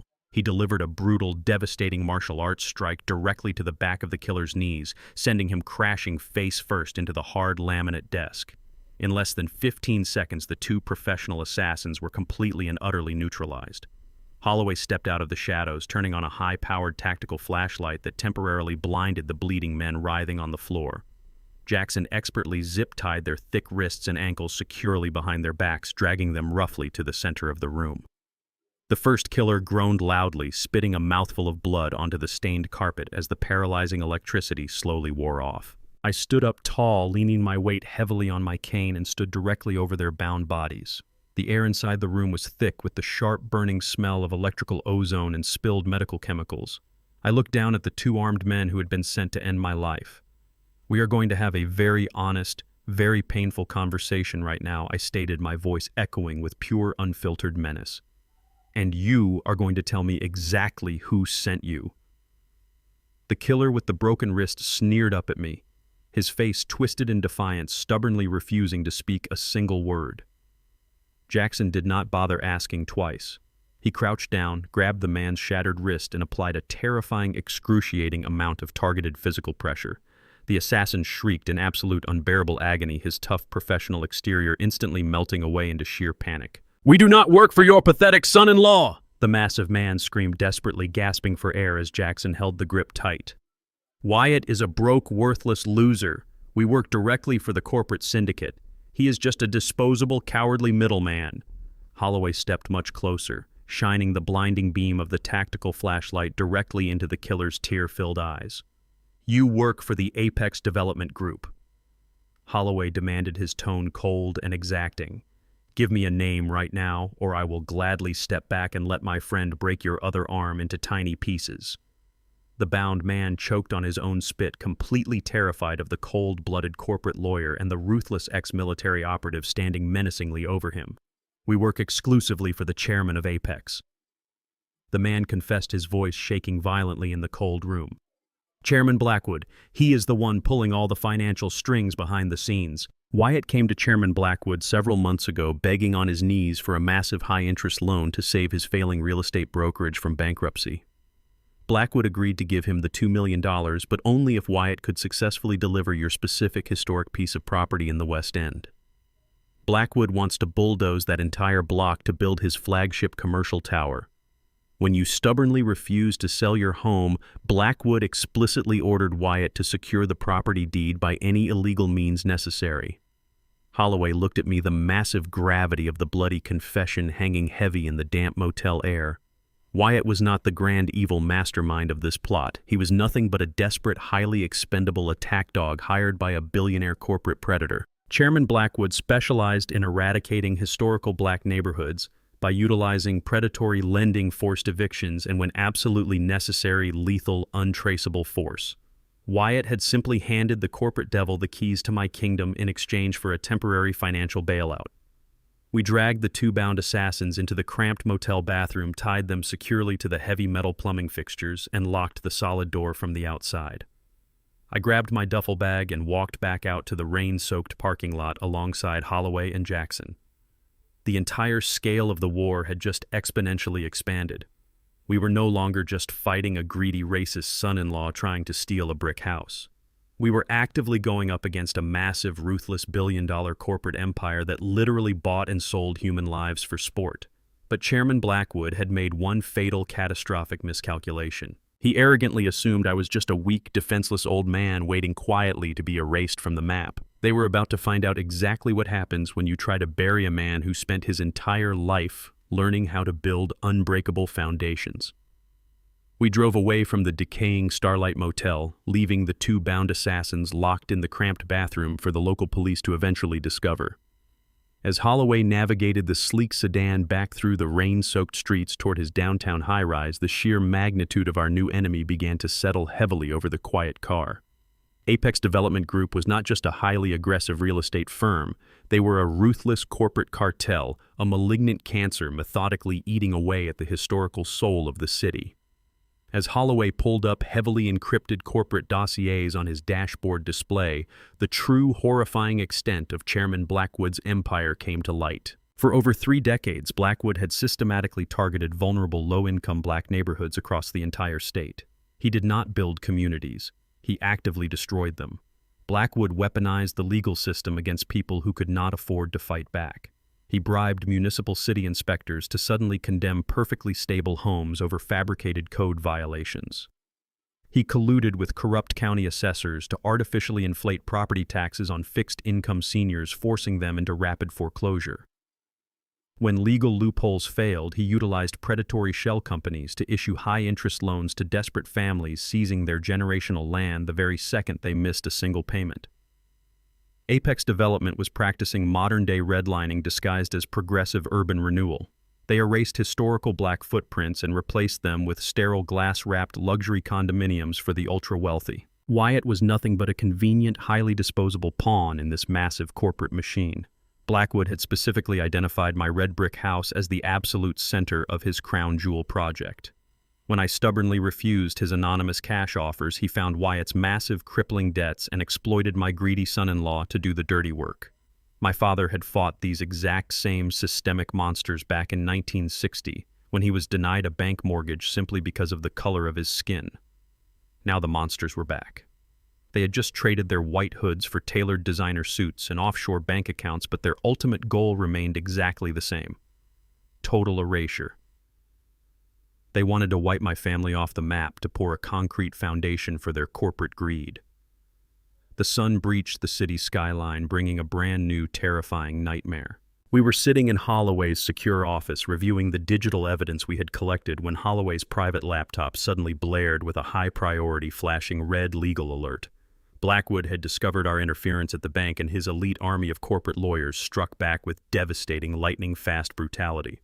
They did not just file a standard civil lawsuit to challenge the property deed. They weaponized the federal courts to financially execute me. Holloway stared at the glowing screen, his jaw set in a rigid, furious line. "Darnell, they just dropped the nuclear option," he stated, his voice tight with tension. Using Wyatt's fabricated paper trail and the heavily scrutinized canceled offshore wire transfer from yesterday morning, Apex lawyers just filed an emergency ex parte injunction with a highly corrupt federal judge on their payroll. They formally accused you of orchestrating an international money laundering syndicate to hide assets. The judge signed the order 10 minutes ago. My chest tightened. What exactly does that mean? I demanded. Holloway turned the monitor so I could see the cascading alerts from the banking network. It means every single cent you own to your name is completely frozen by the federal government. Your checking accounts, your emergency savings, your Vanguard retirement portfolio, and even your monthly Social Security deposits are instantly locked. You cannot withdraw a single dollar. You cannot buy a cup of coffee. You cannot hire a defense attorney to fight this injunction. Blackwood had flawlessly executed a legal strangulation. He officially stripped me of all my financial resources in the blink of an eye. I was completely penniless, officially backed into an impossibly tight corner. This was how Apex broke their victims. They cut off the oxygen and waited for them to suffocate. Without money, I was functionally erased from the financial grid, unable to sustain a protracted legal battle against a billion-dollar syndicate. Blackwood expected me to surrender out of sheer starvation and terror. He expected the overwhelming weight of the federal freeze to force me to abandon my home and my legacy. He expected me to crawl away into the shadows and let him bulldoze my history without raising another fist. Holloway leaned back in his leather chair, staring at the ceiling as he processed the massive legal checkmate. "Darnell, we cannot fight a billion-dollar corporate machine inside a rigged courtroom," Holloway said, his voice dropping to a dangerous low register. "Blackwood owns the judges, he owns the zoning boards, and now he controls your money. If we play by his legal rules, we will be buried in motions and appeals for the next decade until you are dead. We have to completely cut the head off the snake in public." Jackson stepped forward from the shadows of the office, holding his digital surveillance tablet. "I just intercepted a highly classified internal memo from the Apex Public Relations Division," Jackson announced, a predatory grin forming on his face. "Tomorrow evening, Apex Development Group is hosting its annual Elite Charity Gala at the Grand Imperial Hotel downtown. It is their most exclusive, high-profile event of the entire year. Chairman Blackwood will be there holding court, surrounded by his wealthiest private investors, local politicians, and the city's largest media outlets. And guess who is scheduled to be the guest of honor? Wyatt. He is being publicly awarded a corporate medal for community redevelopment. The sheer, unadulterated audacity of it made my blood boil. Wyatt was going to stand on a brightly lit stage and receive an award for trying to steal my home, terrorize his wife, and orchestrate my chemical murder. I looked at the digital evidence files loaded onto Holloway's computer. The hidden camera footage, the audio confessions of his hired assassins, the proof of Wyatt's secret second family and his violent crimes against my daughter. I did not have a single dollar to my name. I did not have a ticket to this exclusive, heavily guarded event. I did not even own a formal tuxedo. But I had the absolute undeniable truth, and I had Jackson's brilliant digital hacking arsenal ready to deploy. I am going to crash that gala, I stated, my voice echoing with an unwavering iron resolve. I am going to walk right through their front doors, take their stage, and burn Chairman Blackwood's entire empire to the ground in front of every single wealthy investor he has in his pocket. Holloway slowly smiled, closing his laptop with a sharp, decisive snap. Let us go fight fire with fire. The Grand Imperial Hotel was a towering fortress of glass and polished brass situated right in the heart of the city's wealthiest financial district. I did not have a single dollar available in my frozen bank accounts to rent a designer tuxedo for the evening. I did not care. I went into my duffel bag and pulled out the heavy, faded canvas work jacket I had worn on construction sites for over 40 years. I laced up my scuffed, steel-toed work boots. I pinned my faded Union badge and my old military service pin firmly to my lapel. I was not going to dress up and pretend to be one of them. I was going to walk into their heavily guarded, gilded sanctuary exactly as the man I was. A working-class black man who spent his life building the very city they were actively trying to steal. The rain had stopped, leaving the downtown streets slick and reflecting the bright neon lights. I walked past the valet stand, completely ignoring the line of waiting Lamborghinis and Bentleys. I marched straight up the marble steps toward the massive glass entrance. The heavy security detail was immediately on high alert. The head of security, a towering man with a coiled earpiece and a tailored suit, stepped aggressively into my path, eyeing my worn canvas jacket with absolute disdain. "Sir, this is a private, highly secure corporate gala," he stated, crossing his thick arms over his chest. "You cannot be here." I stared right through his intimidating posture. "Check the VIP digital registry under structural engineering consultant." I commanded, my voice completely devoid of hesitation or fear. Jackson had already penetrated the hotel's secure digital network from the mobile command center in his SUV. The guard frowned deeply, tapping his illuminated tablet screen. His arrogant expression instantly vanished into pure confusion. Jackson's digital hack was absolutely flawless. The guard unclipped the red velvet rope and reluctantly stepped aside. I walked right through the heavy doors and into the grand lobby. The contrast was incredibly stark and immediately noticeable. The room was a sprawling sea of bespoke silk suits, sparkling diamond necklaces, and clinking crystal champagne flutes. The wealthiest, most powerful corporate elites of the city turned to stare at me as I walked past them. They whispered behind their manicured hands, visibly offended by the presence of a man bearing the physical scars of hard labor invading their exclusive celebration. I completely ignored their judgmental glares. I was a ghost crashing a banquet of vultures. I pushed open the heavy mahogany double doors and stepped directly into the main ballroom. It was breathtakingly massive. Enormous crystal chandeliers cast a brilliant warm glow over hundreds of round tables draped in expensive white linens. Massive digital projection screens hung from the high ceiling, proudly displaying the Apex Development Group logo alongside rendered images of the luxury high-rises they planned to build over my neighborhood. Sitting front and center at the head VIP table was Chairman Blackwood himself, sipping red wine and soaking in the atmosphere of his own untouchable destructive power. And standing right on the brightly lit center stage, basking in the thunderous applause of the city's elite, was Wyatt. He was wearing a brand new custom-tailored tuxedo. He leaned into the sleek acrylic podium, flashing his brilliant, highly practiced smile. "It is an absolute honor to stand before you tonight." Wyatt spoke into the microphone, his smooth, charismatic voice echoing perfectly across the grand ballroom. "At Apex, we do not just develop real estate. We revitalize neglected spaces. We bring new life, new economy, and new hope to communities that have been left behind. We build the future of this great city." The sheer sickening hypocrisy of his words almost made me physically ill. He was receiving a prestigious corporate award for actively destroying historical minority neighborhoods and violently displacing vulnerable families. I scanned the outer edges of the grand room, ignoring the applauding crowd. My eyes locked onto a dark, secluded corner near the kitchen service doors. Standing there, completely isolated from the celebration, was Kendra. My heart shattered and then immediately hardened into solid ice.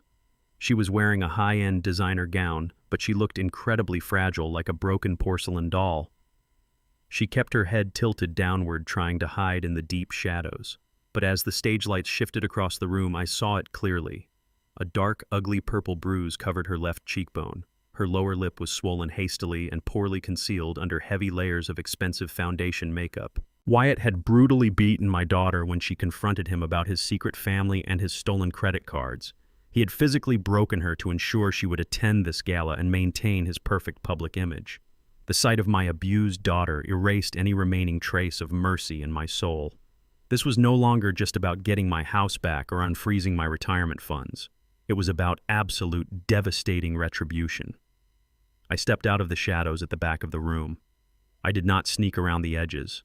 I walked straight down the wide, red-carpeted center aisle. The heavy, rhythmic thud of my steel-toed boots echoed sharply over the soft classical music playing from the orchestra pit. Heads began to turn immediately.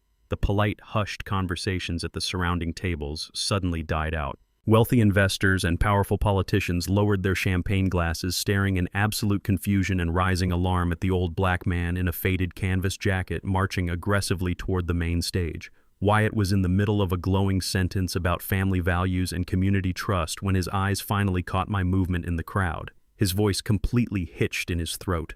The perfect, arrogant smile melted right off his face, replaced instantly by a look of sheer, unadulterated terror. He gripped the edges of the acrylic podium so hard, his knuckles turned stark white. Chairman Blackwood sat up straight in his chair, his eyes narrowing like a predator sensing a sudden dangerous disruption in his territory. Security guards stationed at the perimeter of the room began speaking frantically into their wrist microphones, rushing to intercept me.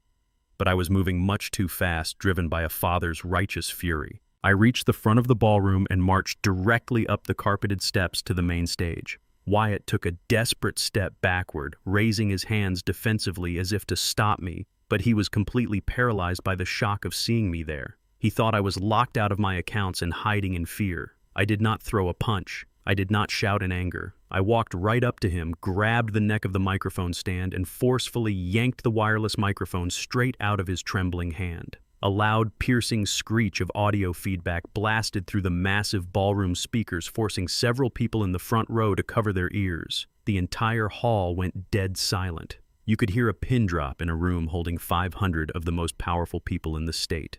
I turned my back on Wyatt, leaving him trembling in the bright stage lights, and looked out over the vast sea of wealthy elites. "Good evening," I said, my deep booming voice filling every single corner of the massive auditorium. "This man just told you all a beautiful, inspiring story about building communities and upholding family values. Before you hand him another dollar of your investment money or applaud his redevelopment efforts, I demand that you look up at these screens and see his true face." I raised my left hand, giving a subtle, prearranged signal toward the dark balcony at the back of the auditorium. Jackson was up there, tapped directly into the hotel main audiovisual control network. He did not miss a beat. The massive digital projection screens hanging above the stage flickered violently. The pristine corporate logo of the Apex Development Group vanished in a flash of static. It was instantly replaced by a series of high-definition, undeniable truths. The first image to flash across the massive screens was a highly magnified, unedited photograph of my daughter. It was taken earlier that day, clearly showing the brutal, ugly purple bruises covering her cheekbone and the deep swelling on her lower lip. A collective horrified gasp rippled through the sea of wealthy elites. Several women covered their mouths in absolute shock, their champagne flutes trembling. But Jackson was just getting started. The screen shifted to display a series of highlighted banking statements and premium credit card bills. Every single transaction was circled in bright red ink, showing massive sustained transfers of wealth from Kendra personal credit lines directly to a ghost shell company. Right beside the financial documents, Jackson projected the clear photographs of Wyatt at the suburban house, passionately kissing his blonde mistress and holding his secret illegitimate child.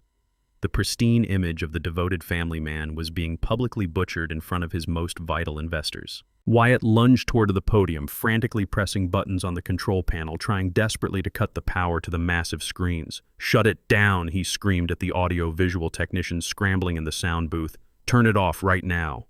But they could not do a single thing. Jackson had completely locked them out of their own mainframe. Then came the absolute death blow. The visual images faded into a stark black background featuring a single pulsing green audio wave. The crystal-clear, amplified sound of Wyatt's own voice echoed through the massive ballroom speakers bouncing off the crystal chandeliers. His recorded confession from my father's study played at maximum volume. His words were sharp, cruel, and impossible to misinterpret.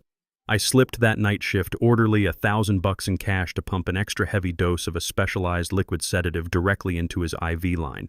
He was chemically paralyzed. The audio continued, detailing his horrific plan to trigger another heart attack and collect the life insurance payout early. The entire ballroom sat in stunned, paralyzed horror.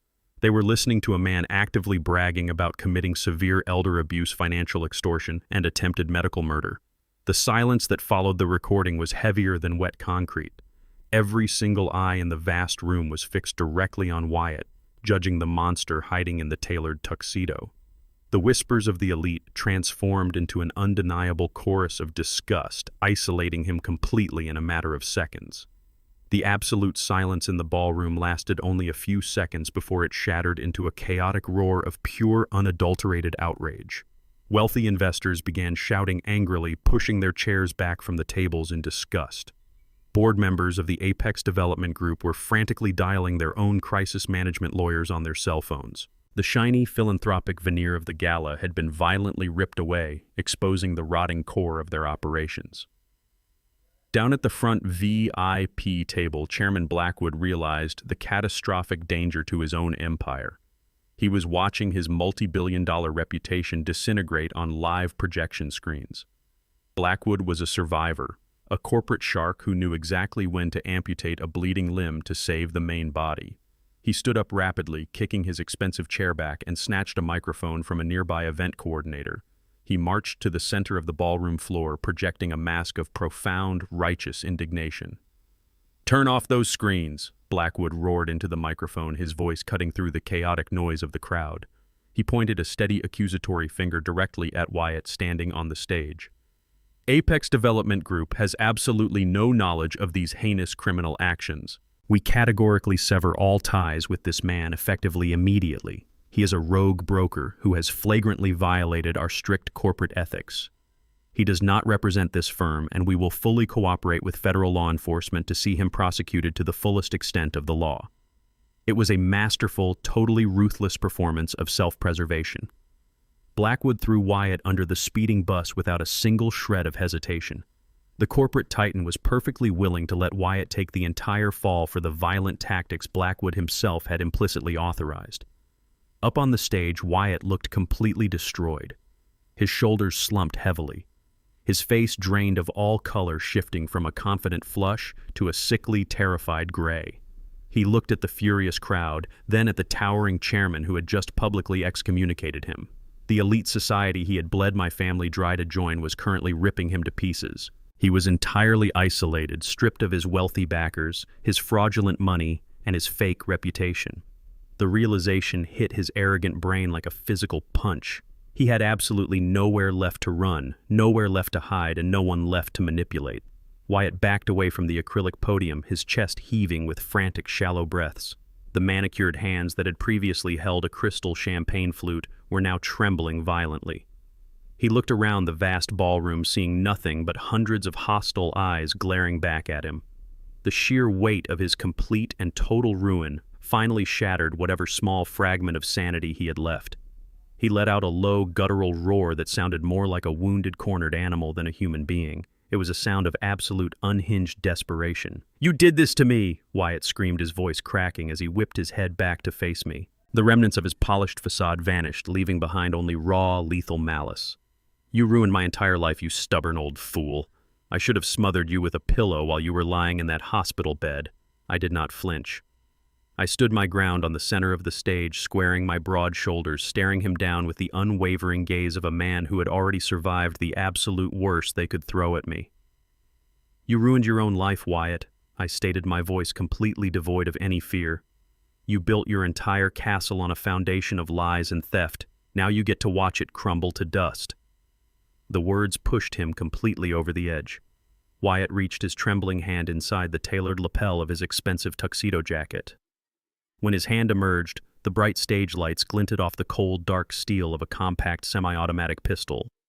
He had smuggled a concealed weapon past the hotel security detail. The ballroom erupted into absolute pandemonium.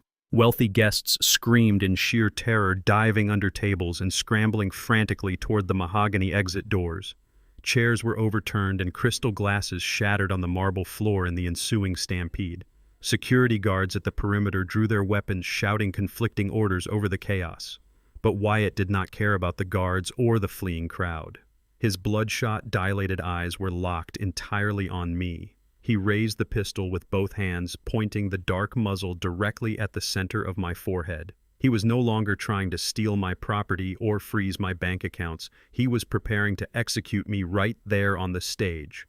I am going to send you straight to hell. Darnell Wyatt roared over the screaming crowd, his finger tightening visibly on the trigger. I stood perfectly still, bracing myself for the final impact, staring right down the barrel of his gun. The heavy metallic click of the hammer sliding back echoed ominously in my ears, freezing time itself in that brightly lit room. The explosive crack of the gunshot ripped through the grand ballroom with a deafening metallic roar. I did not close my eyes. I did not flinch away from the blinding muzzle flash illuminating the stage. But the devastating impact I braced my entire body for never came.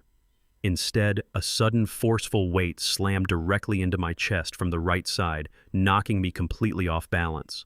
We crashed hard onto the polished wooden floorboards of the stage. A sharp, agonizing scream pierced the ringing in my ears. It was not my voice. I scrambled upright, my vision blurring for a fraction of a second before focusing on the horrific scene unfolding right at my feet.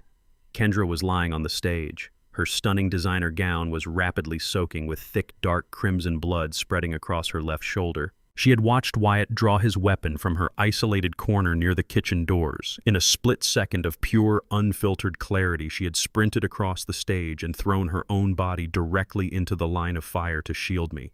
She took the bullet meant for my brain.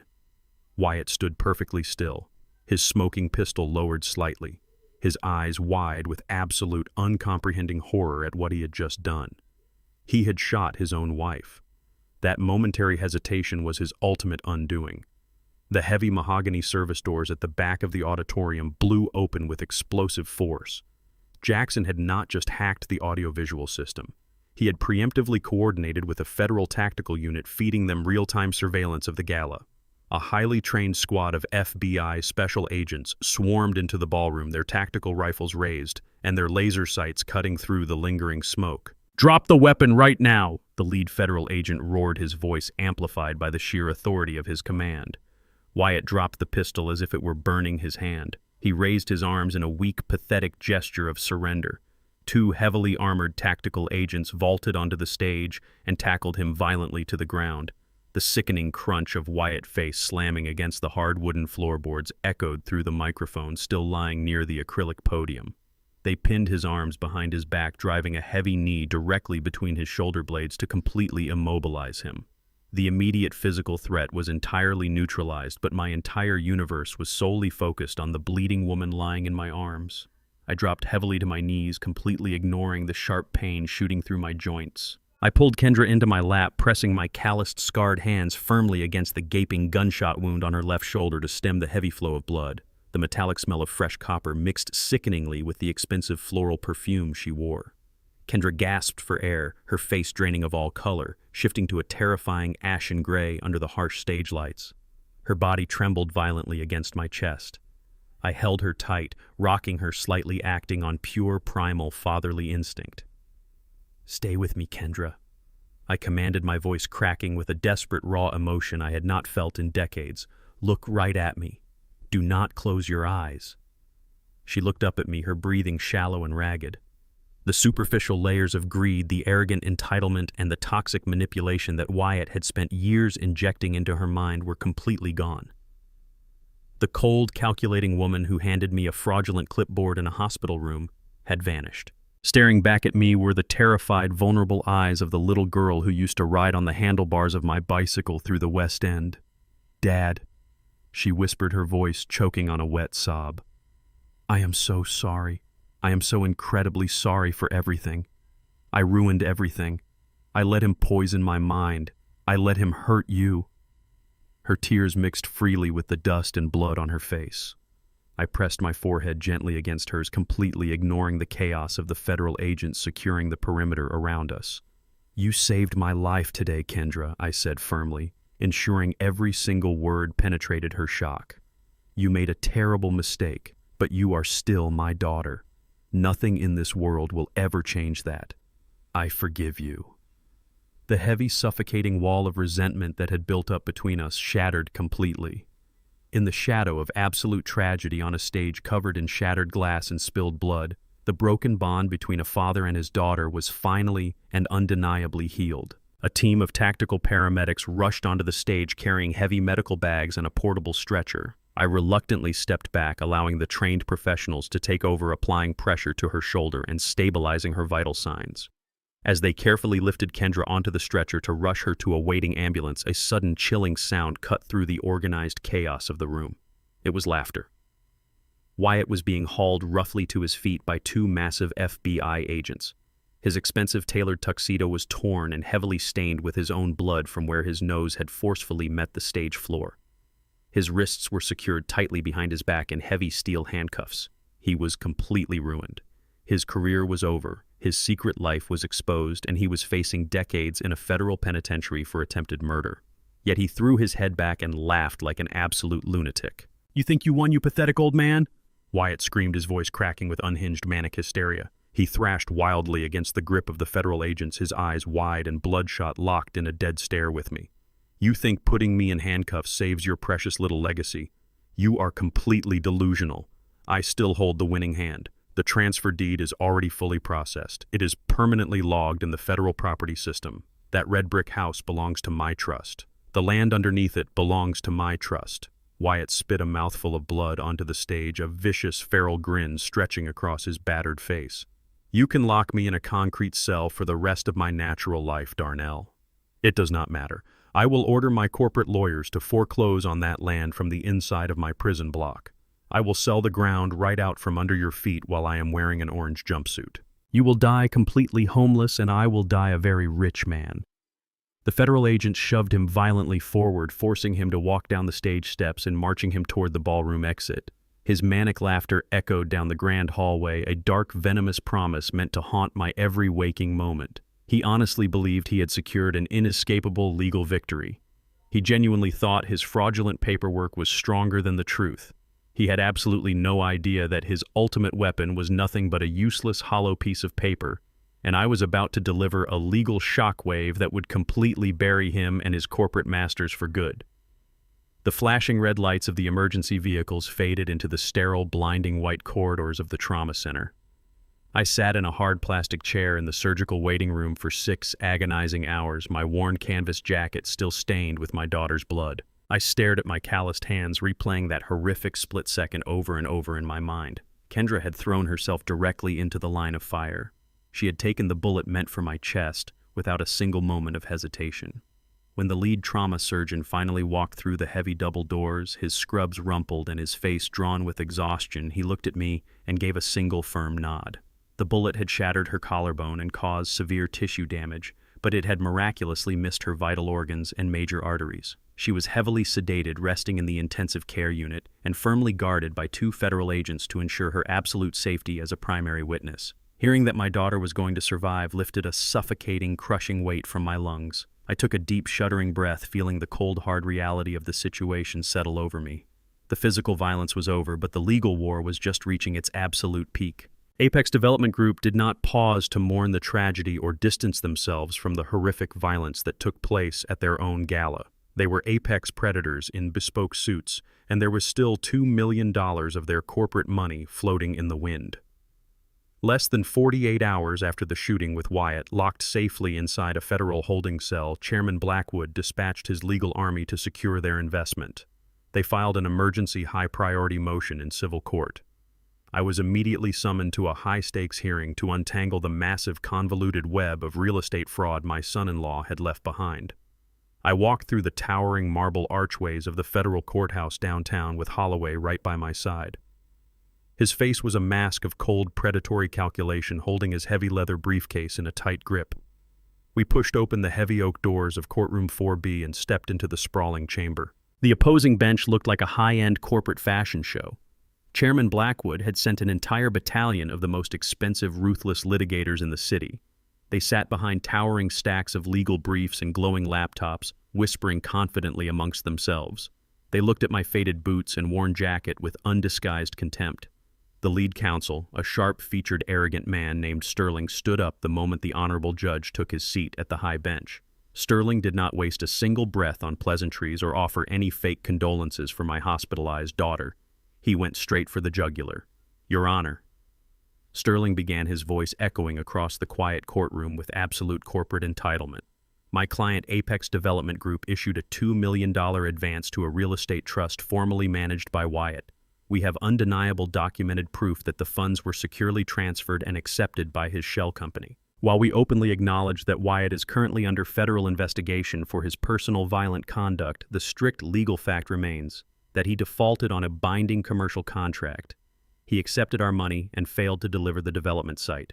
Sterling walked briskly over to the clerk and handed over a thick, professionally bound folder. "We are filing an immediate motion for asset forfeiture," Sterling continued, gesturing aggressively toward me. "Wyatt placed the West End property into his trust using a notarized deed. Since his frozen trust accounts cannot repay the $2 million he accepted, we demand the immediate seizure of the physical property to offset our massive financial losses.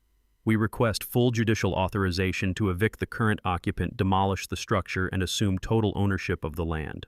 My jaw tightened. They were trying to steal my home through the back door. They knew Wyatt was going to federal prison for a very long time, but they still wanted the dirt he promised them anyway. They were trying to use his criminal fraud to legitimize their own hostile takeover of my neighborhood. The judge looked down at the forged transfer deed in his file, carefully examining the raised notary seals and the signature Wyatt had extracted from me while I was chemically paralyzed in a hospital bed. It looked entirely authentic to the untrained eye. The judge sighed heavily, taking off his glasses and rubbing the bridge of his nose. "Mr. Whitfield," the judge said, looking directly down at me with a gaze full of grim finality, "I am deeply sympathetic to the horrific ordeal your family has endured over the past few days. However, this is a civil court of law. On paper, this notarized deed officially binds your physical property to the trust that owes this corporation $2 million. Unless you have definitive immediate legal grounds to invalidate this specific contractual claim today, I will be forced to grant their motion for seizure to settle the outstanding commercial debt." The team of corporate lawyers on the other side of the aisle smirked in perfect unison. Sterling adjusted his silk tie, looking incredibly pleased with himself. They thought they had completely cornered me. They thought their expensive law degrees and massive financial backing could simply bulldoze right over my 40 years of hard work and survival. I did not panic. I did not raise my voice in anger or beg the judge for mercy. I simply stood up from my heavy wooden chair, buttoned my faded canvas work jacket, and smiled. It was a cold, sharp, and deeply unforgiving smile that instantly wiped the smug expressions right off the faces of the opposing counsel. I reached down and picked up my worn, battered leather briefcase from the floor. I placed it gently on the defendant table and popped the dual brass latches. The loud metallic click echoed sharply in the silent courtroom. I reached inside and pulled out a single heavily yellowed manila folder. It was old, the cardboard edges frayed and stained from decades of careful storage. I did not hand it to Holloway to present for me. I held it firmly in my own calloused hands. "Your Honor," I said, my voice steady and resonating with absolute, unwavering authority, "I am not here to argue about the authenticity of the signature on that fraudulent deed. I am not here to debate the nuances of civil collateral asset forfeiture or corporate breach of contract." Sterling scoffed loudly, resting his hands on his hips in a theatrical display of annoyance. "Then what exactly are you doing here, Mr. Whitfield?" the lawyer demanded impatiently. "We are wasting the court's valuable time. You do not have the funds to repay the advance, and you cannot dispute the paperwork. The property is forfeit." I turned my head slowly, locking my gaze directly onto the arrogant corporate lawyer. "I am here to inform you that your client did not just make a bad real estate investment." I stated my words, cutting through the tense air like a sharpened steel blade. "Your client, Chairman Blackwood, and his entire executive board are currently implicated in a massive, highly coordinated federal crime." The judge leaned forward over his high bench, his brow furrowing in deep confusion. "A federal crime?" The judge repeated, his tone instantly shifting to high alert. "Mr. Whitfield, you are making an incredibly serious legal accusation in this courtroom. What exactly are you alleging today?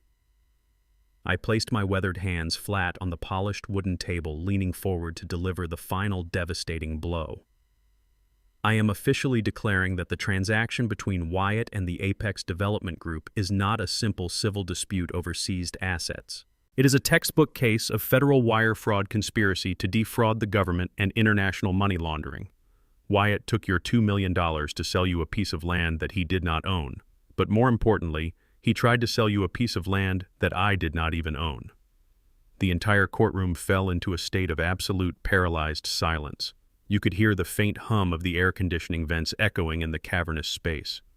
Sterling, the highly paid corporate attack dog, stood completely frozen, his mouth slightly open, his aggressive posture evaporating into pure confusion. The judge leaned so far over his elevated mahogany bench that he almost knocked over his own microphone. "What exactly are you saying, Mr. Whitfield?" the judge asked, his voice entirely stripped of its previous bureaucratic impatience. "Are you claiming there is a secondary title holder to the West End property?" "I did not just claim it. I proved it." I opened the frayed manila folder and extracted a thick stack of original watermarked legal documents. I handed them directly to the court bailiff, who rushed them up to the judge. I looked back at Sterling, locking eyes with the man who thought he could steal my legacy with a few threatening legal motions. 20 years ago, I stated my voice ringing out with crystal-clear, undeniable authority. I watched predatory developers start circling the West End like buzzards. I saw them using the exact same aggressive, manipulative tactics your client uses today to force black families out of their generational homes. I knew it was only a matter of time before they knocked on my door. So I took permanent, irreversible action. I hired a specialized property attorney and legally subdivided my real estate. I formally separated the physical structure of my house from the commercial rights to the dirt beneath it. Sterling scoffed, nervously, frantically typing on his laptop. "You cannot just separate a house from its foundation without a massive legal footprint. We ran a standard title search. Your name was on the residential deed. That is because you only ran a standard surface-level residential search." I shot back, my voice dripping with cold satisfaction. "If your firm had bothered to dig into the deep commercial archives, you would have found the irrevocable transfer of land rights.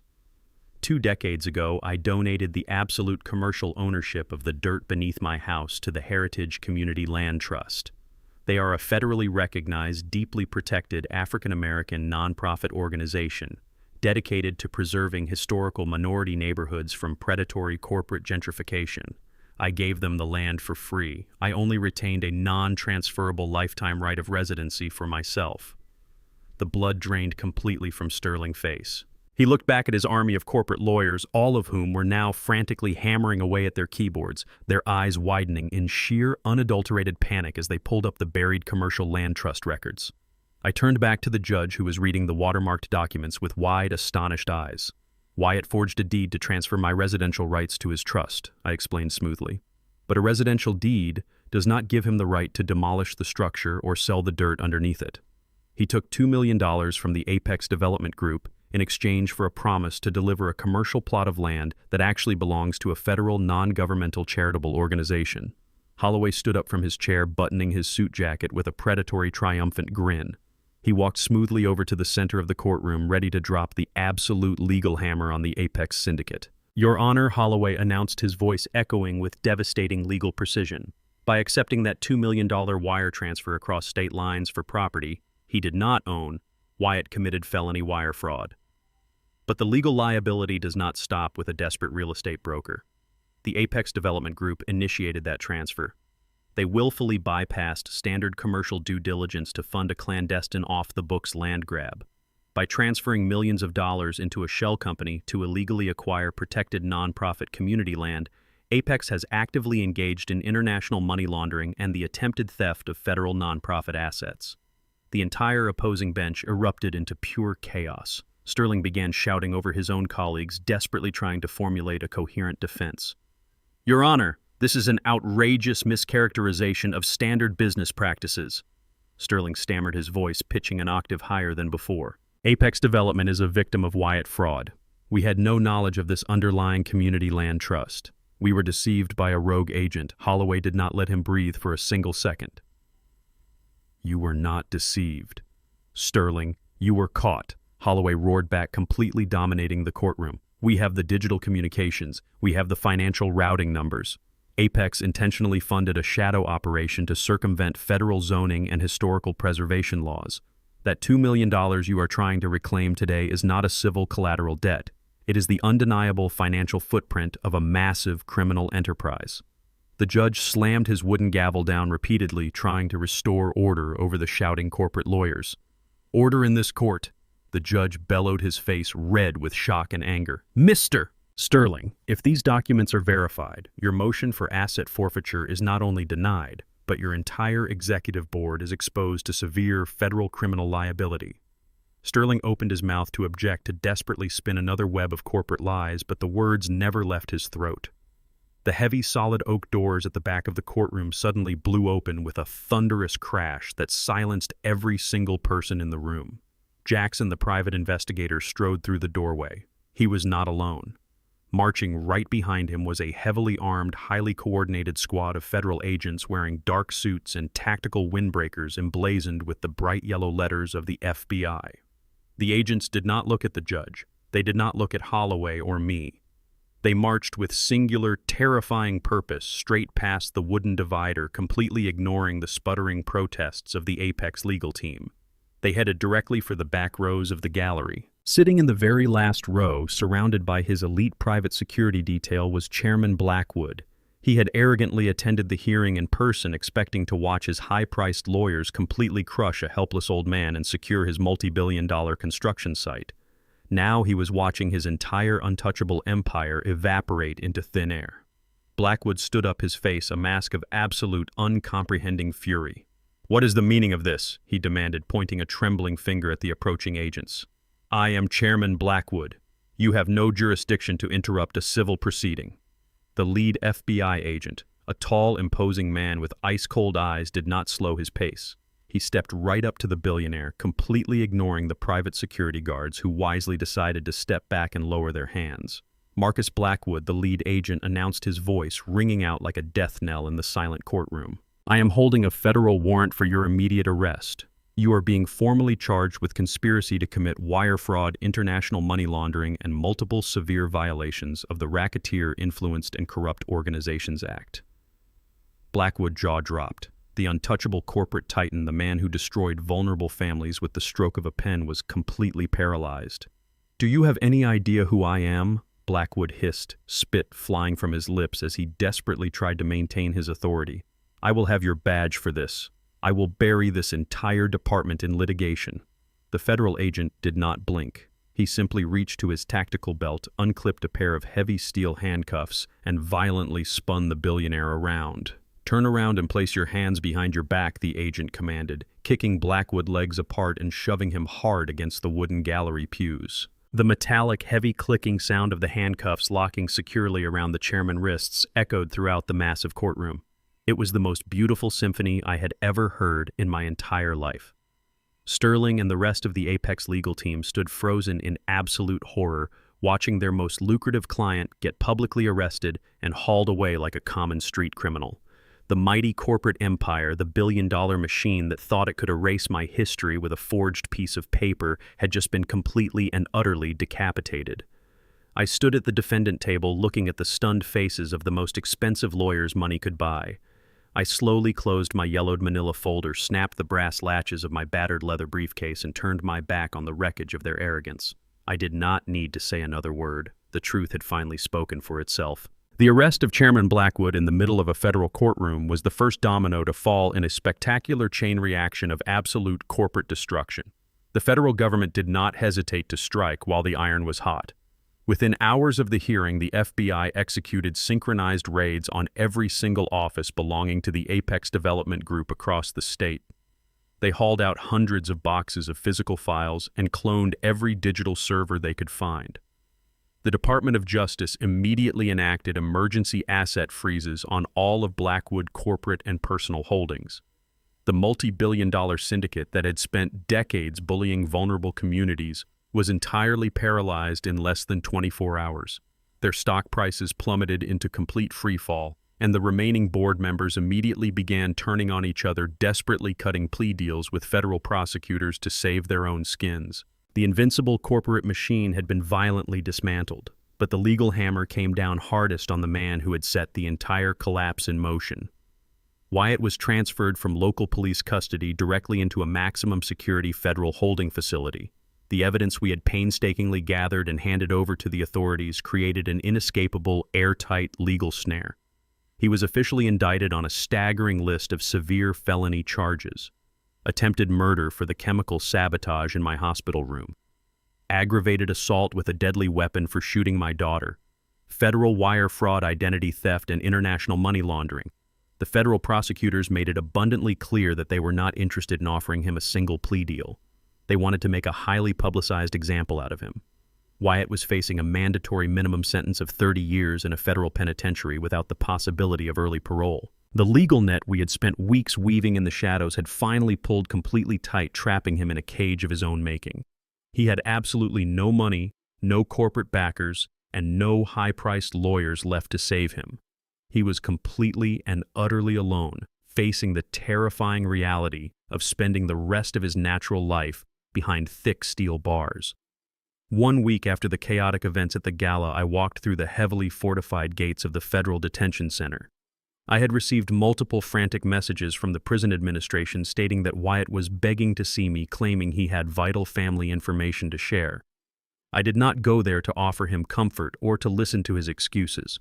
I went there to look the monster in the eye one last time and deliver the final definitive conclusion to his reign of terror.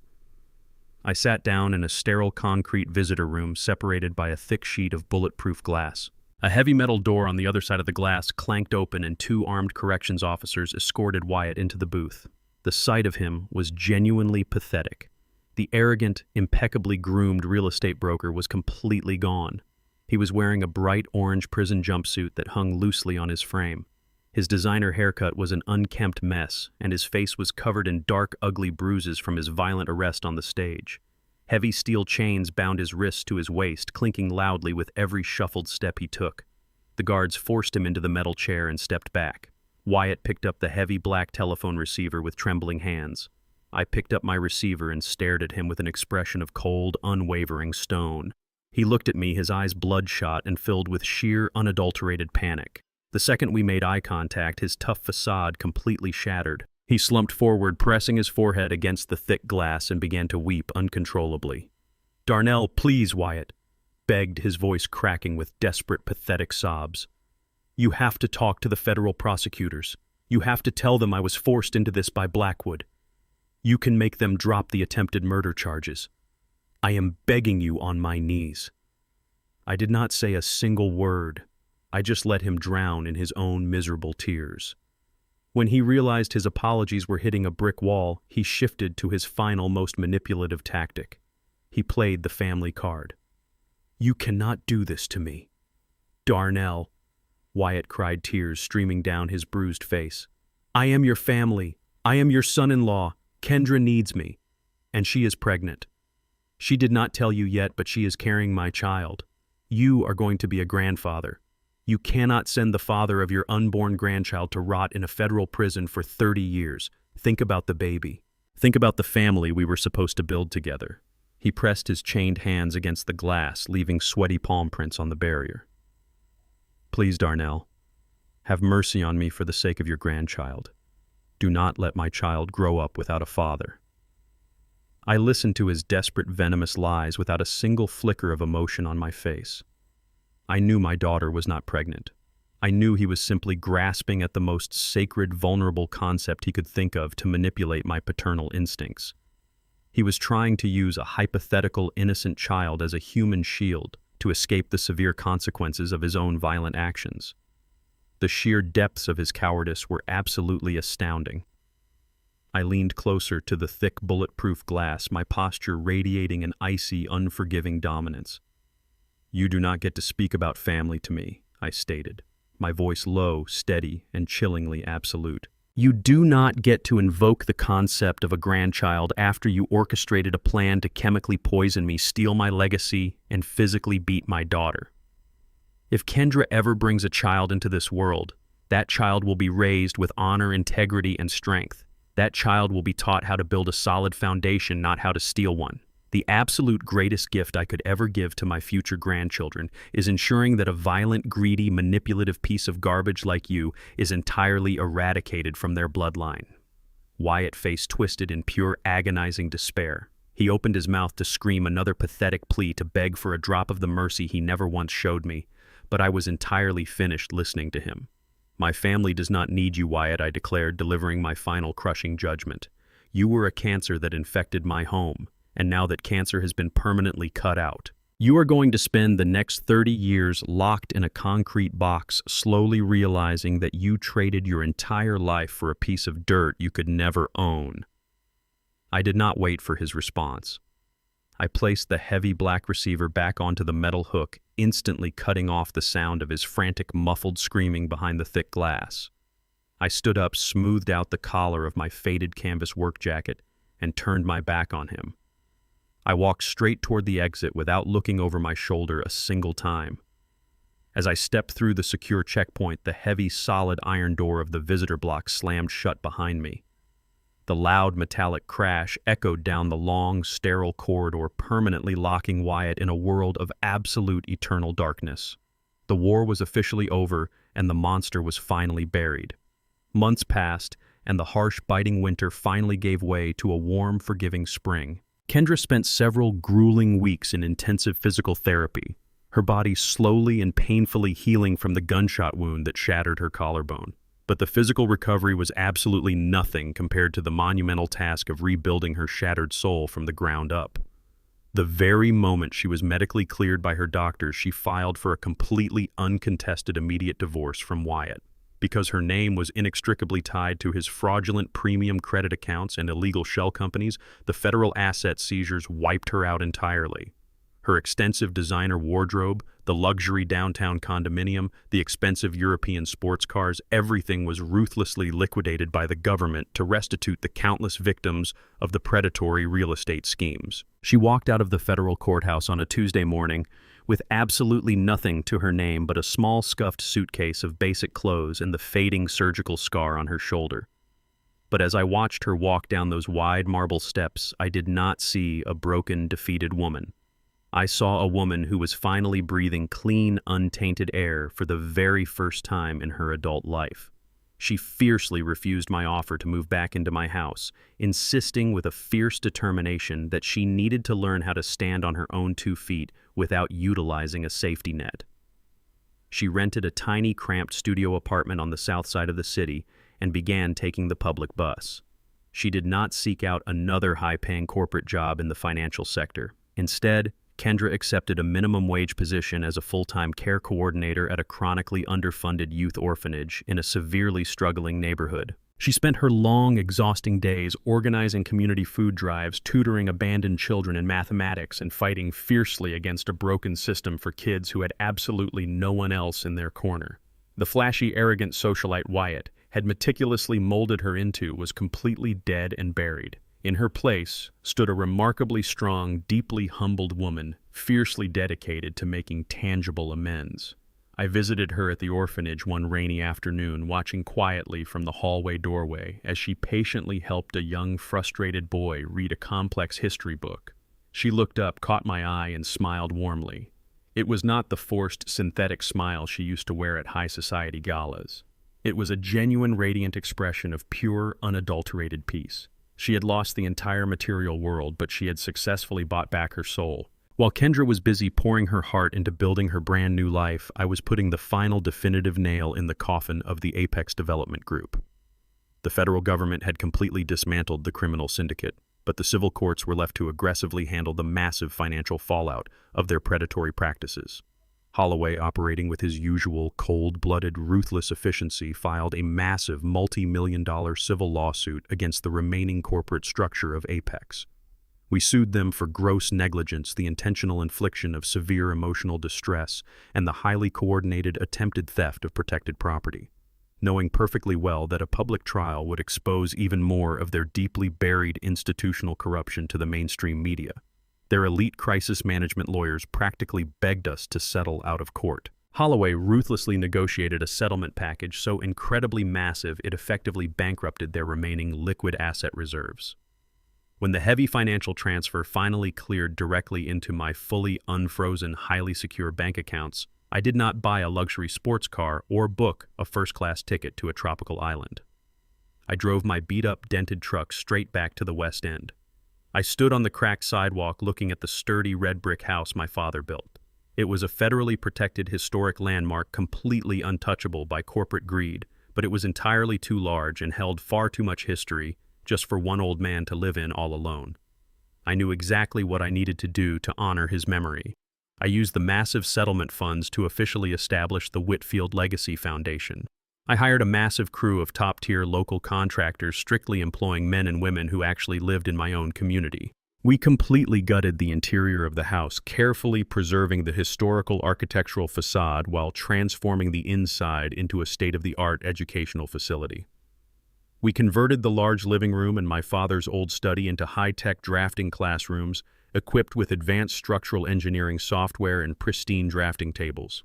We turned the expansive backyard and the old detached garage into a fully functional professional-grade carpentry, plumbing, and welding workshop.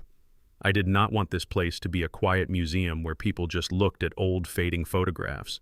I wanted it to be a loud, messy, vibrant forge where the next generation could actively learn how to build their own futures with their own hands. We officially opened the heavy doors of the Whitfield Trade and Engineering Academy, offering completely free comprehensive vocational training to the young underprivileged black men and women of the city. It was a vibrant, bustling Friday afternoon in late September. The oppressive, suffocating heat of the summer had finally broken, leaving behind a crisp, cool autumn breeze that swept through the revitalized streets of the West End. I stood on the original wooden steps of the front porch, the exact same heavy oak planks my father and I had carefully sanded down and sealed together when I was just 10 years old. The air was thick with the sharp, familiar scent of freshly cut pine boards melting welding solder, and the low, rhythmic hum of industrial power tools operating at full capacity. The front lawn, where Wyatt's massive yellow excavator had once threatened to aggressively crush my entire existence, was now filled with dozens of bright, eager teenagers. They were wearing heavy leather work aprons and protective safety goggles, laughing loudly and communicating sharply as they worked together to assemble a complex wooden structural frame. I watched a young man meticulously measure a crucial load-bearing joint, his brow furrowed in deep, unwavering concentration, mirroring the exact same expression my father used to wear when he drafted his blueprints under a flickering desk lamp. Holloway stood right next to me, leaning casually against the sturdy porch railing. He had legally transitioned from a ruthless corporate shark into the full-time administrative director of our foundation, finding a completely different, deeply fulfilling kind of power in tearing down corrupt systems to build up the disadvantaged. Jackson was somewhere in the back workshop teaching a group of wide-eyed kids the absolute importance of situational awareness and meticulous preparation. We had built an impenetrable fortress that no amount of dirty corporate money or fraudulent paperwork could ever tear down. Wyatt and Chairman Blackwood had arrogantly assumed that history could be easily erased with a forged signature, a heavy bulldozer, and systemic intimidation. They thought they could simply silence the past to make a quick, bloody profit for their future. They did not understand that the roots of this red brick house dug much deeper than the thick concrete foundation.